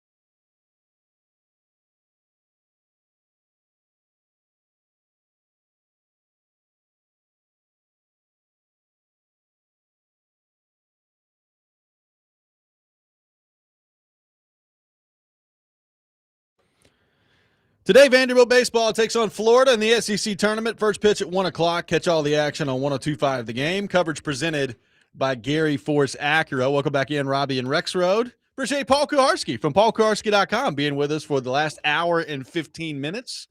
Little early duty for PK today. He will be back on the show on Friday. So looking forward to that. Taking your thoughts I suppose. at 615-737. Some humans will. It will be a huge day on the program. Humongous. You can't convince me humans? that later in the conversation he wasn't doing it on purpose. Yeah, I think there was some manipulating going on there. I would have to think so. Yep. But like, it really is a strange way to talk. You should fix that, PK. I mean, I know you're old as hell, but my God, fix how you talk. I think it's kind of endearing. By Friday, please. Yeah. Don't walk. Love in you the though. studio. Can't wait to see you. Thanks for coming in. Don't walk in the studio if it's not fixed by Friday. Huge. Over Like, exaggerate. yeah, just really hit those H's hard. A lot of reaction to Nashville being named the host city of Super Bowl 64 officially today here on the program. Taking more of your thoughts at 615-737-1025, our phone number. It is interesting to hear PK's kind of explanation of the East Bank over there and how that's going to break down. If there'll be some stuff up, and then maybe you reach a point, before the Super Bowl gets here, where you pause a little bit, allow for some staging area, and then hopefully by the time the next Super Bowl is here, you've got even more built up around that area. That is interesting for sure. It makes sense. It does. You got time, but yeah, then you can use it for the massive event and then finish the deal. So, yeah, I'm sure Nashville will do a great job. We have an official coming on our program. Is that right? We have someone official coming on our program. Not ready This to week? announce yet, but Okay, possibly. it's possible. Yeah. Yes. Someone not beyond PK. Yeah. Who thinks he speaks for everybody. Yeah. It is possible. We'll see. Okay. A lot of reaction to different people who could have gotten the Titans radio job as well. Like, it is interesting. I think the part about it that has upset a lot of Titans fans, at least Titans fans that I talk to, is like, if you end up making whoever, Ramon Foster's a hire, whatever. But like the fact that they just didn't talk to anybody, I think is what it. Yeah, no, if that's the way you went about it, I think that's a mistake for sure. I can't speak. I mean, I can't speak to him as a color commentator. I've said it before. I like the guy. I'm not as. I guess there's 4 or 5 other teams. I understand the Titan thing, but like PK sitting there talking about, they're playing the Steelers and they have terrible towels. I mean, okay, great. Like, people, that doesn't mean he's not going to do his job the same way he did. Like, I mean, I just, to me, that stuff's a little bit overblown. Everybody has biases and things in their heart or whatever. I mean, if you're a professional, you just do the job. I do, like, I respect the Titans fans saying, I want someone who played for my team, and that's mostly what you have around the league. Yeah. I get that. I do. Apparently there are others, and I don't know all the situations. The situation here is someone who's from here. That is, I mean, that's worth like mentioning in the entire equation, right? Sure. So, but yeah, like Lawan, I mean, I agree, like McCourty would have been good, but McCourty, and I don't know the financial particulars, but McCourty is doing either CBS or Fox. I believe Sundays. CBS. And so is that like, and he's back home in Jersey. So I guess you don't have to move down here, but I mean, you're gonna be down here a lot. Does that make sense financially to do that? I would think not, without knowing for sure, but I would think he's on the TV track. Yep. Generally TV, doing TV games, and especially if you can keep moving up the ladder there, is going to be a lot more lucrative than doing teams broadcast, right? Radio broadcast, I think. I would assume. I mean, I guess it depends on, at what level are you at CBS, Yeah. right? And all those things. But and then it's like, and then everybody else, honestly, there's no one else that jumps out to me that would have been like Lawan would be interesting. I think he could give you good analysis. He also could give you a lot of needed bleeps and stuff like that. I don't know, that would have been interesting, but again, it's the same thing. It's the money, the money is, you got to keep that in mind too. I've heard a lot of people He's throw making out a lot of money with his podcast, I think. A lot of people threw out the idea of like Tannehill. First off, I don't know that Tannehill would even have any interest in doing it, because if I'm Tannehill, I'm sitting back counting the money I made. And we've talked about this before, but go look at like the all-time money that's made in the NFL and look where Ryan Tannehill is on the list. He's pretty high. Yeah. Pretty high He's up no there. Kirk Cousins, not but Kirk he's up Cousins, there. But he's up there. So good for Ryan Tannehill. But I also I don't know. You tell me. Like, do you think Tannehill would have been any good at it? It's just hard to know. It's just hard to know until, possibly. Again, it's like the whole thing to me, the value of that job. And McGinnis was tremendous because he broke it down hardcore quickly, but also he was hilarious. He had personality, hilarious phrases, all this West Texas stuff that you'd never heard of before. But then again, he was great at, in whatever form. Also, if he was just on a show or on a podcast, at talking schematics. That's to me, and everybody's different, but that's to me what I want. I want the color commentator of a football game to give me something that I do not know. And if you're on radio, you actually have more. If you actually have more to give people because they're not, in theory, they're not watching. I guess some people watch. Some people sync it up. Yeah, some people sync it up. So that's what it's all about to me. Could Tannehill be good at that? Sure, he could. Again, I thought Drew Brees would be good at that. And then Drew Brees got on TV, and I'm like, just no. Yeah. Some people just aren't good. And some people, I still think Romo has value, although he annoys people. Like, there's still, in a Romo game, if you can get through some of the stuff that you're like, really? Yeah, I think he still breaks stuff down pretty well. PK, when he was in here, threw out and he just texted too, the idea of Hasselbeck, like that would be, I thought, Matt Hasselbeck, I think would be pretty good. Yeah. Now, the interest level there, I have no idea. Yeah, but you're coaching and you're doing all these different things, and you're on, it's just a lot of stuff going on. You've got to have, there's got to be a pretty decent commitment, I would say, right, to this beyond. And look, I know from being over at the Titans facility, because Coach Mack was always around. He was always watching film. He was always working, grinding to get ready for a game. You can't just show, if you're going to be someone, and I'm sure around the league there are some guys who do this, who are color commentators, who show up on Sunday and just blah, they stink. Like, he prepared like he was a coach looking at the opponent, and that's how you got great insight for the game. You have to well, you don't have to, but if you want to be good, you have to do that. Yeah. I don't know. It's just, I understand the thought if you're a Titans fan of, you've been, and people have brought up the Pat Ryan thing. It's a totally different time. Like, you're talking about a team that just got to Tennessee, and we're almost 30 years deep at this point, right? I gave the example earlier this week of, Pete Weber and Terry Chris together with the Predators started, right? Like, you're talking about a city that had zero NHL hockey experience. So It's just a different thing. Like, your franchise over time, when you develop a little bit of a foothold and a history in your town, it's just different than it was 30 years ago when you started all this stuff. Yeah, exactly. Jeff Fisher, people don't out there. Yeah, I wouldn't have hated that. Yeah, absolutely. Yeah, he might have been all right. Yeah, I think he would if he wanted to do it. I think he would be very good at it. Yeah, if he wanted to do it, that's a big thing. Do we know, by the way, who's going to get the Vols job now next to Mike Keith? I don't know. You got a preference? I'd like him to Jared Garantano. Yeah, I'd like him to go get Tim Priest back, just because I enjoyed the meltdowns that took place. I know. Yeah. He just retired? I think so. Yeah, man. I enjoyed that too. I listened to like a lot of him on the Georgia State game, Jeremy Pruitt in 2019. Holy cow. Oh boy. We just can't stop him. We're not going to stop him. We can't do it. Yeah. It's plenty of options with the balls. Get Peyton. That's always everybody's default answer. Sure. Go get Peyton Manning. There you go. Jason Witten? Well, is he good yet? I don't know. It probably would have been a nice development step for him before, Monday Night Football. Yeah. Yeah. You just go be Romo. You can do that, right? You play for the Cowboys too. Just go be Romo. Yep. 615-737-1025, our phone number. 615-737-1025. We'll get into Elliot Friedman's latest on the Preds GM search coming up next, and I will try to help Rexrode decipher Thank you. what all was going on. We'll do that next. Robby and Rexrode 1025 The Game.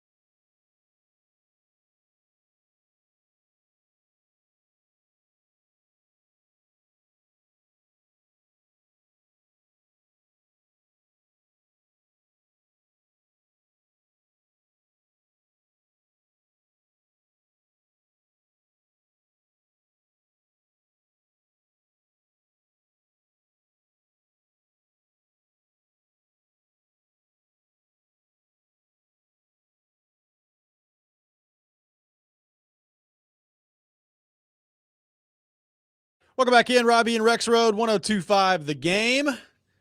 Taking your thoughts at 615-737-1025.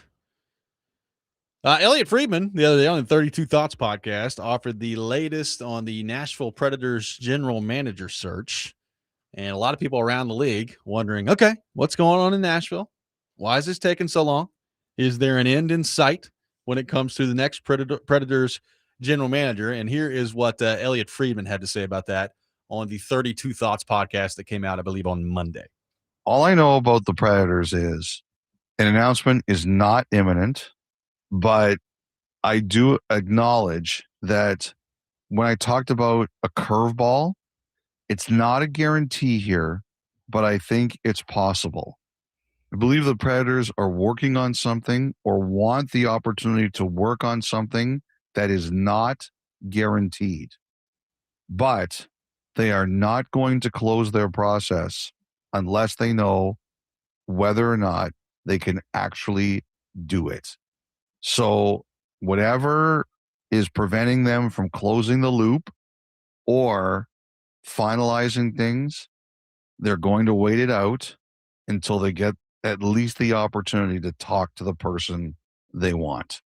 And they're being very guarded on what this might be. And someone said to me on Sunday, Elliot, you're not the only one who's going nuts trying to figure out what this is. So that was Friedman on Monday. And you may hear that and say, huh? Like, what does all that mean? Yeah, that's what I'm saying. My first reaction when I heard that, Joe, was they have somebody that they are targeting, that they are really interested in speaking with, that they have not been either granted permission to speak with yet or have not been able to speak with yet. Which is, I know, if you're hearing that, you're thinking, well, good Lord, you started this this process in February. Like, how have you not spoken to all these people yet? But I mean, sometimes you just don't get permission to speak with people during the course of a season. So I took that as there is somebody out there, and I don't know who, that they really want to talk to that they have not gotten the chance to talk to yet. And until they talk to that person, they don't want to close the deal on the general manager search. That is my read from what Elliot Friedman just said there. Okay. So another thing that happens with all this stuff is it's just like coaches lie every year, right? Like, I haven't talked to anybody about anything, but their agent's been negotiating for weeks. Sure. Okay. So even if there is someone who didn't get permission to talk with them, you've talked to their agent, you know, if there's interest, right? Probably. So I mean, to me, then if this is what that is, then it's just a formality. You would hope, right? Like, you can't be uncertain through the agent that, well, let's see once you guys really can get together and talk it through. I mean, you got to be able to talk it through an agent, back channel it, right? I would assume so, but like, you also don't want to. I don't think you really want to hire a general manager that you completely don't know unless you've met with them, right? Yeah, but I'm just saying, like, whatever this is, whoever this is, because that's what it seems like. I would think that the formal stuff would just be confirming what you expect. Probably. Right? I mean, look, at this point, that has to be what it is, right? Like, it has to be that there is somebody out there that they have either not gotten a chance to talk to yet or that they want to have an additional conversation with that they just haven't done it yet. Otherwise, like, if it's candidates that you've already spoken with and that you've interviewed and that you're going through that process with, and that's it, like, those are your candidates, well, you should have made a decision by this point, right? Like, that information at this point is not changing. Like, you know, if it's somebody from Florida, you've had plenty of opportunity to talk to somebody from Florida. Yeah, I mean, if it's Dallas, like, you've had plenty of opportunity to talk to somebody from Dallas. And if it's Tom Fitzgerald, you've had plenty of opportunity. Trust me. I would imagine Tom Fitzgerald would have talked to you as many times as you wanted to talk to him by this point. So, like, if those were the outcomes here and it was just cut and dry as that, then I think they would have already announced it by now. Like, I think we'd know. So, I mean, it pretty clearly to me is signaling that there is somebody out there that probably is still in the playoffs with their team that they are really wanting to have a conversation with. So Chuck sent a really long text. It's one of those, I ain't reading all that, but sorry that happened to you, or congratulations. But the but I did read a lot of it, and the analysis is interesting. He comes up with Eric Tulsky, Carolina's GM, or Kelly McCrimmon, Vegas GM.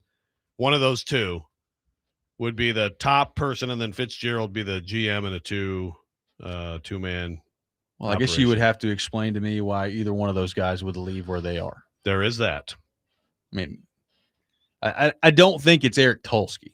Yeah, things are. He's in charge in Carolina, and they're in the Eastern Conference Final. I mean, look, I guess I could be wrong about that, but I don't. That's not where my head would go. Well, like I don't think it's a guy that's already in power with the roster on a Vegas or a Carolina. Yeah, unless there's some sort of friction Yeah. at the play. Yeah, there's some sort of I'm sick of this. I'm getting out of here. Joe Sakic. Yeah, I don't think it's him either. It'd be my guess. So What if Patty Roy was a choice? I don't know. Would you even be able to talk about him anymore? I mean, every move would be ripped. Even if he brought the Stanley Cup here, I'd find a way to Should have find done it fault. quicker. Yeah, I'd find fault. I don't know. Look, it's frustrating, and like frankly, I understand listening to that report from Elliot Friedman. Like it almost sounded like he was trying to say something without actually saying it. I mean, boy, it was was he some dancing reading around there. something there. Yeah, and it was that was. But I don't think there are a lot of people that have a good feel on what's going on here. Like I think it's pretty clear that the Predators are doing a pretty decent job at keeping this as tight-lipped as possible. So, I mean, the other thing that I really took away from that is there's nothing imminent. So, like, I mean, I guess at this point it's just going to be a couple more weeks before you find out who the general manager is. Like, it's just going to get into June before you find out who the GM is. It's kind of starting to feel that way. Well, apparently the outcomes of these games, these series, are going to dictate that. I wish we just knew which one to know. Yeah, exactly. Jeff says Elliott sounded like a CIA handler speaking in code to his field agent over an unsecured line. Kind of did. The pig flies at noon. Yeah, exactly. So that was my takeaway from it is, all right, well, it sounds like there's somebody that they really want to talk to that they have just either not been able to do it yet or whatever, but somebody's still in the playoffs that they really want to talk to. Can't wait to find this out. Yeah, I mean, it's going to be this is an intensive search. There's a lot of stuff to find out, you know. Who all? But doesn't that make sense though? Like if it was Tom Fitzgerald, I mean, there's no reason for it to have taken this long. If it's over. You know, yeah, if it's somebody from Florida or somebody from Dallas, like there's no reason for it to have taken this long. And look, maybe you talk to whoever it is you're wanting to talk to, and it doesn't work out, and you circle back to one of those hires at that point. But to me, if it was as simple as it's going to be like Tom Fitzgerald, then you would already made the hire by now. Like I don't know what you're waiting on. Yeah, it has to be someone operating currently in this postseason. Floyd the Barber on the YouTube chat. If this were the Titans taking this much time to find a GM, you guys would be crushing them. Predators are lucky to have such a soft media around them. Not to mention Trotz taking a GM job. You realized. Okay. I mean, I think we've whined quite a bit about the Preds taking forever here. And I think that we've been critical of the Preds too. But hey, I don't know. I mean, I guess you're right. If the Titans, whatever floats your boat, Floyd. If the Titans fired their general manager, which by the way the Predators have not done, but if the Titans were fired their general manager in like January and they didn't hire another one until after the draft in April, yeah, we'd probably have a problem with that. You're right. The thing is, they've done enough other stuff that they've filled the void, no problem over the last few years. I did see a great suggestion here on the YouTube chat too, which is since they are already paying Rand color commentary, and then I say put Brinker on the sidelines. I mean, if they're going to be getting paid for doing nothing, let's have them go to work. Why not? Yeah, that'd be good. Brinker can get back on the mic. Mike, you got anything to add right now? Anything for you to add to this? Would you like to talk? Okay, cool. God. I think it was the last time he was up there, right? I think so. I mean, we had some fun with that presser, but apparently that was it. That presser did not help him. Apparently, I don't know. 615-737-1025 is our phone number. The Rex Rant with Joe Rexrode coming up next. A late edition today because Kuharski was in earlier. We'll get into that coming up next. Robby and Rexrode 1025 The Game.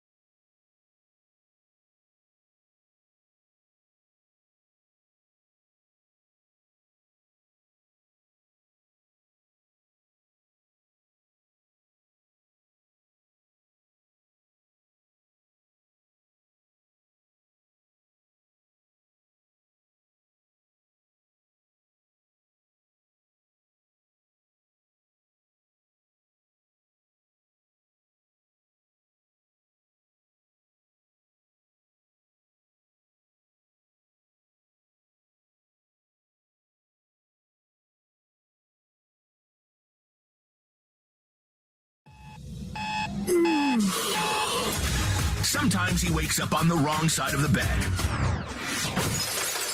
And sometimes he's just, well, Joe. Awkward moment. Let's do it. This is the Rex Rant, now on Robby and Rexrode. I don't care, Paul. I'm going to yell and you're going to listen to it. I'll do a rant since Joe just did a love letter. Here's a rant. You say human too? I know you say huge. You say human being? I got him Yankee tickets. He got me a piece of paper saying I've given your gift to someone else. To a children's charity. Don't you see how wrong that is? Where's your Christmas spirit? It's for the kids. It's for the kids. It's for the kids. I'm only human. I tell you, this human fund is a gold mine. I mean, it's going to be fascinating to see. You got Brian Kelly. Everybody's so excited about that. Archie, I'm only human. No, Archie, please don't do that. Humorous. You used so many of your words That right was there. Ivy League right there. That was, That right? was good. I really like huge, humorous humans. Just because he's big doesn't mean he's impolite. It is time for the Rex Rant, brought to you by Rapid Response Generators, power when it matters most, and served by the Wine Cellar in Hendersonville. So, Rexrode, the floor is yours. I said Brian Kelly. You absolutely Thank you did. for the Yes. confirmation. Who Brian is that Kelly. texter? Who is that texter? That text was a complete troll. Was that Big Joe? No. Did Big Joe That's get me complete again? troll. So, but PK heard it wrong too. Yes. So, in addition to words coming out of your mouth that make no sense at all, your ears don't work. That's kind of problematic, PK. Good luck at the presser today. Well dressed. Yeah. Yeah. Nice shirt though. I was gonna complain about this is like a new thing. I'm mad all the time, and I'm mad all over again about the Big Ten and 24 team. I'm just gonna tell you right now, this summer, like until it either fails or goes through or whatever, like I'm gonna rant about the Big Ten and Tony freaking Petitti and that stupid idea so many times. Everyone's gonna hate me.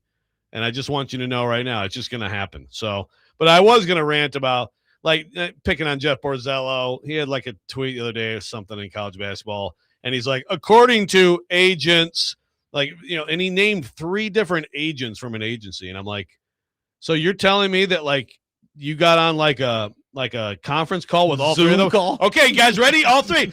Okay, all at once together. Here's what's happening. Oh, thank you. You all 3 told me. I will now cite all 3 of you as my source on this one tiny news item. I'm just picking on Jeff Borzello. It's the new thing, right? It's like the new thing of like, hey, we want to be named on these tweets, Adam Schefter. So why don't you like throw my name in there? Sure.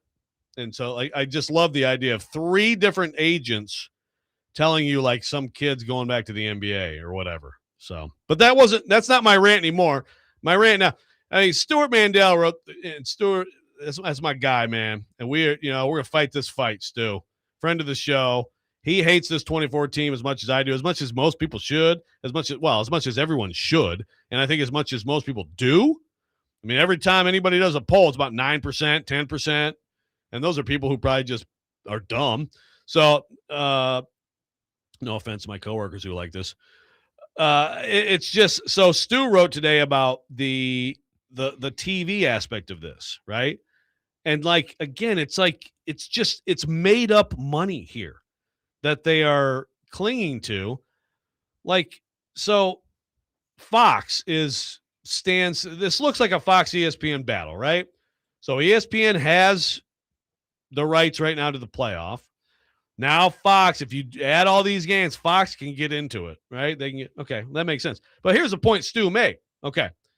So less than 3 years ago, okay, the entire college football playoff went to market, right?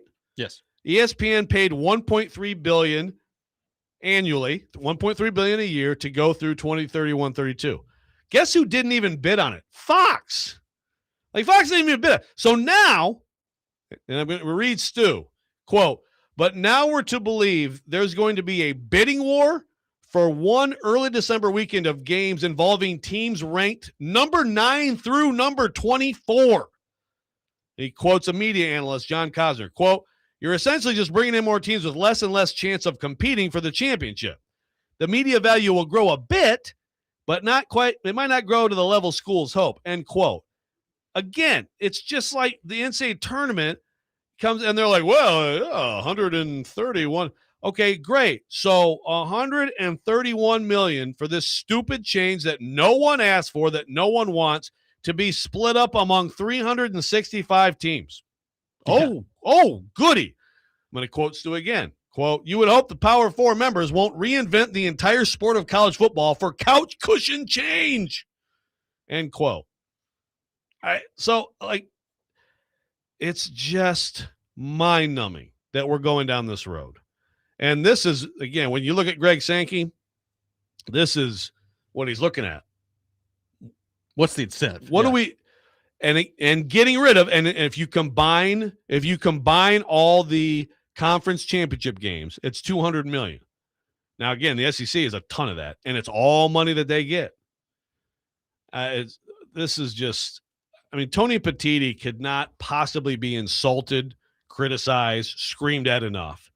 And I mean, as bad, we've got a lot of people that have led college sports down bad roads. You know, it's in some ways just unrecognizable. But this guy, I mean, this guy is like, he's like the Joker if this were Batman. I mean, this guy is the ultimate villain and needs to be stopped. And Greg Sankey, you are Obi-Wan Kenobi. Yeah. Obi-Wan Kenobi's going after the Joker. That's a tough battle. That was a tough battle. Crossover. Yeah, that kind of crossed that one over pretty. Yeah. Star Wars Batman. Joker's in big trouble if that's the case. I'm proud of you, Joe, loving on Greg Sankey so much. Look at you going 180 on Mr. Sankey. Now, hold on now. I think it's a progress. Yeah, Greg Sankey deserves all the smoke for the stupid NCAA tournament crap. Well, he deserves a lot of this stuff a lot of this problematic stuff. It's all his fault, okay? Or it's largely his fault. But yeah, I'm on his team right now. I am riding Greg Sankey's coattails. Do not let 24 teams happen. It's a debacle. And again, the response to people, and I get it, is greed. Yes, you're right. But it doesn't even add up. The math isn't mathing. If it's not a slam dunk, you're gonna mangle the sport for what you hope is gonna be more money. Yeah, pretty wild. God, but I got a feeling they're gonna do it. I got a feeling it's gonna happen at some point here. By the way, I got some tickets to give away. A pair of 3-day passes to GalaxyCon at the Nashville Fairgrounds coming up Friday, May 29th through Sunday, May 31st. To caller number 3, 615-737-1025. Our phone number, 615-737-1025.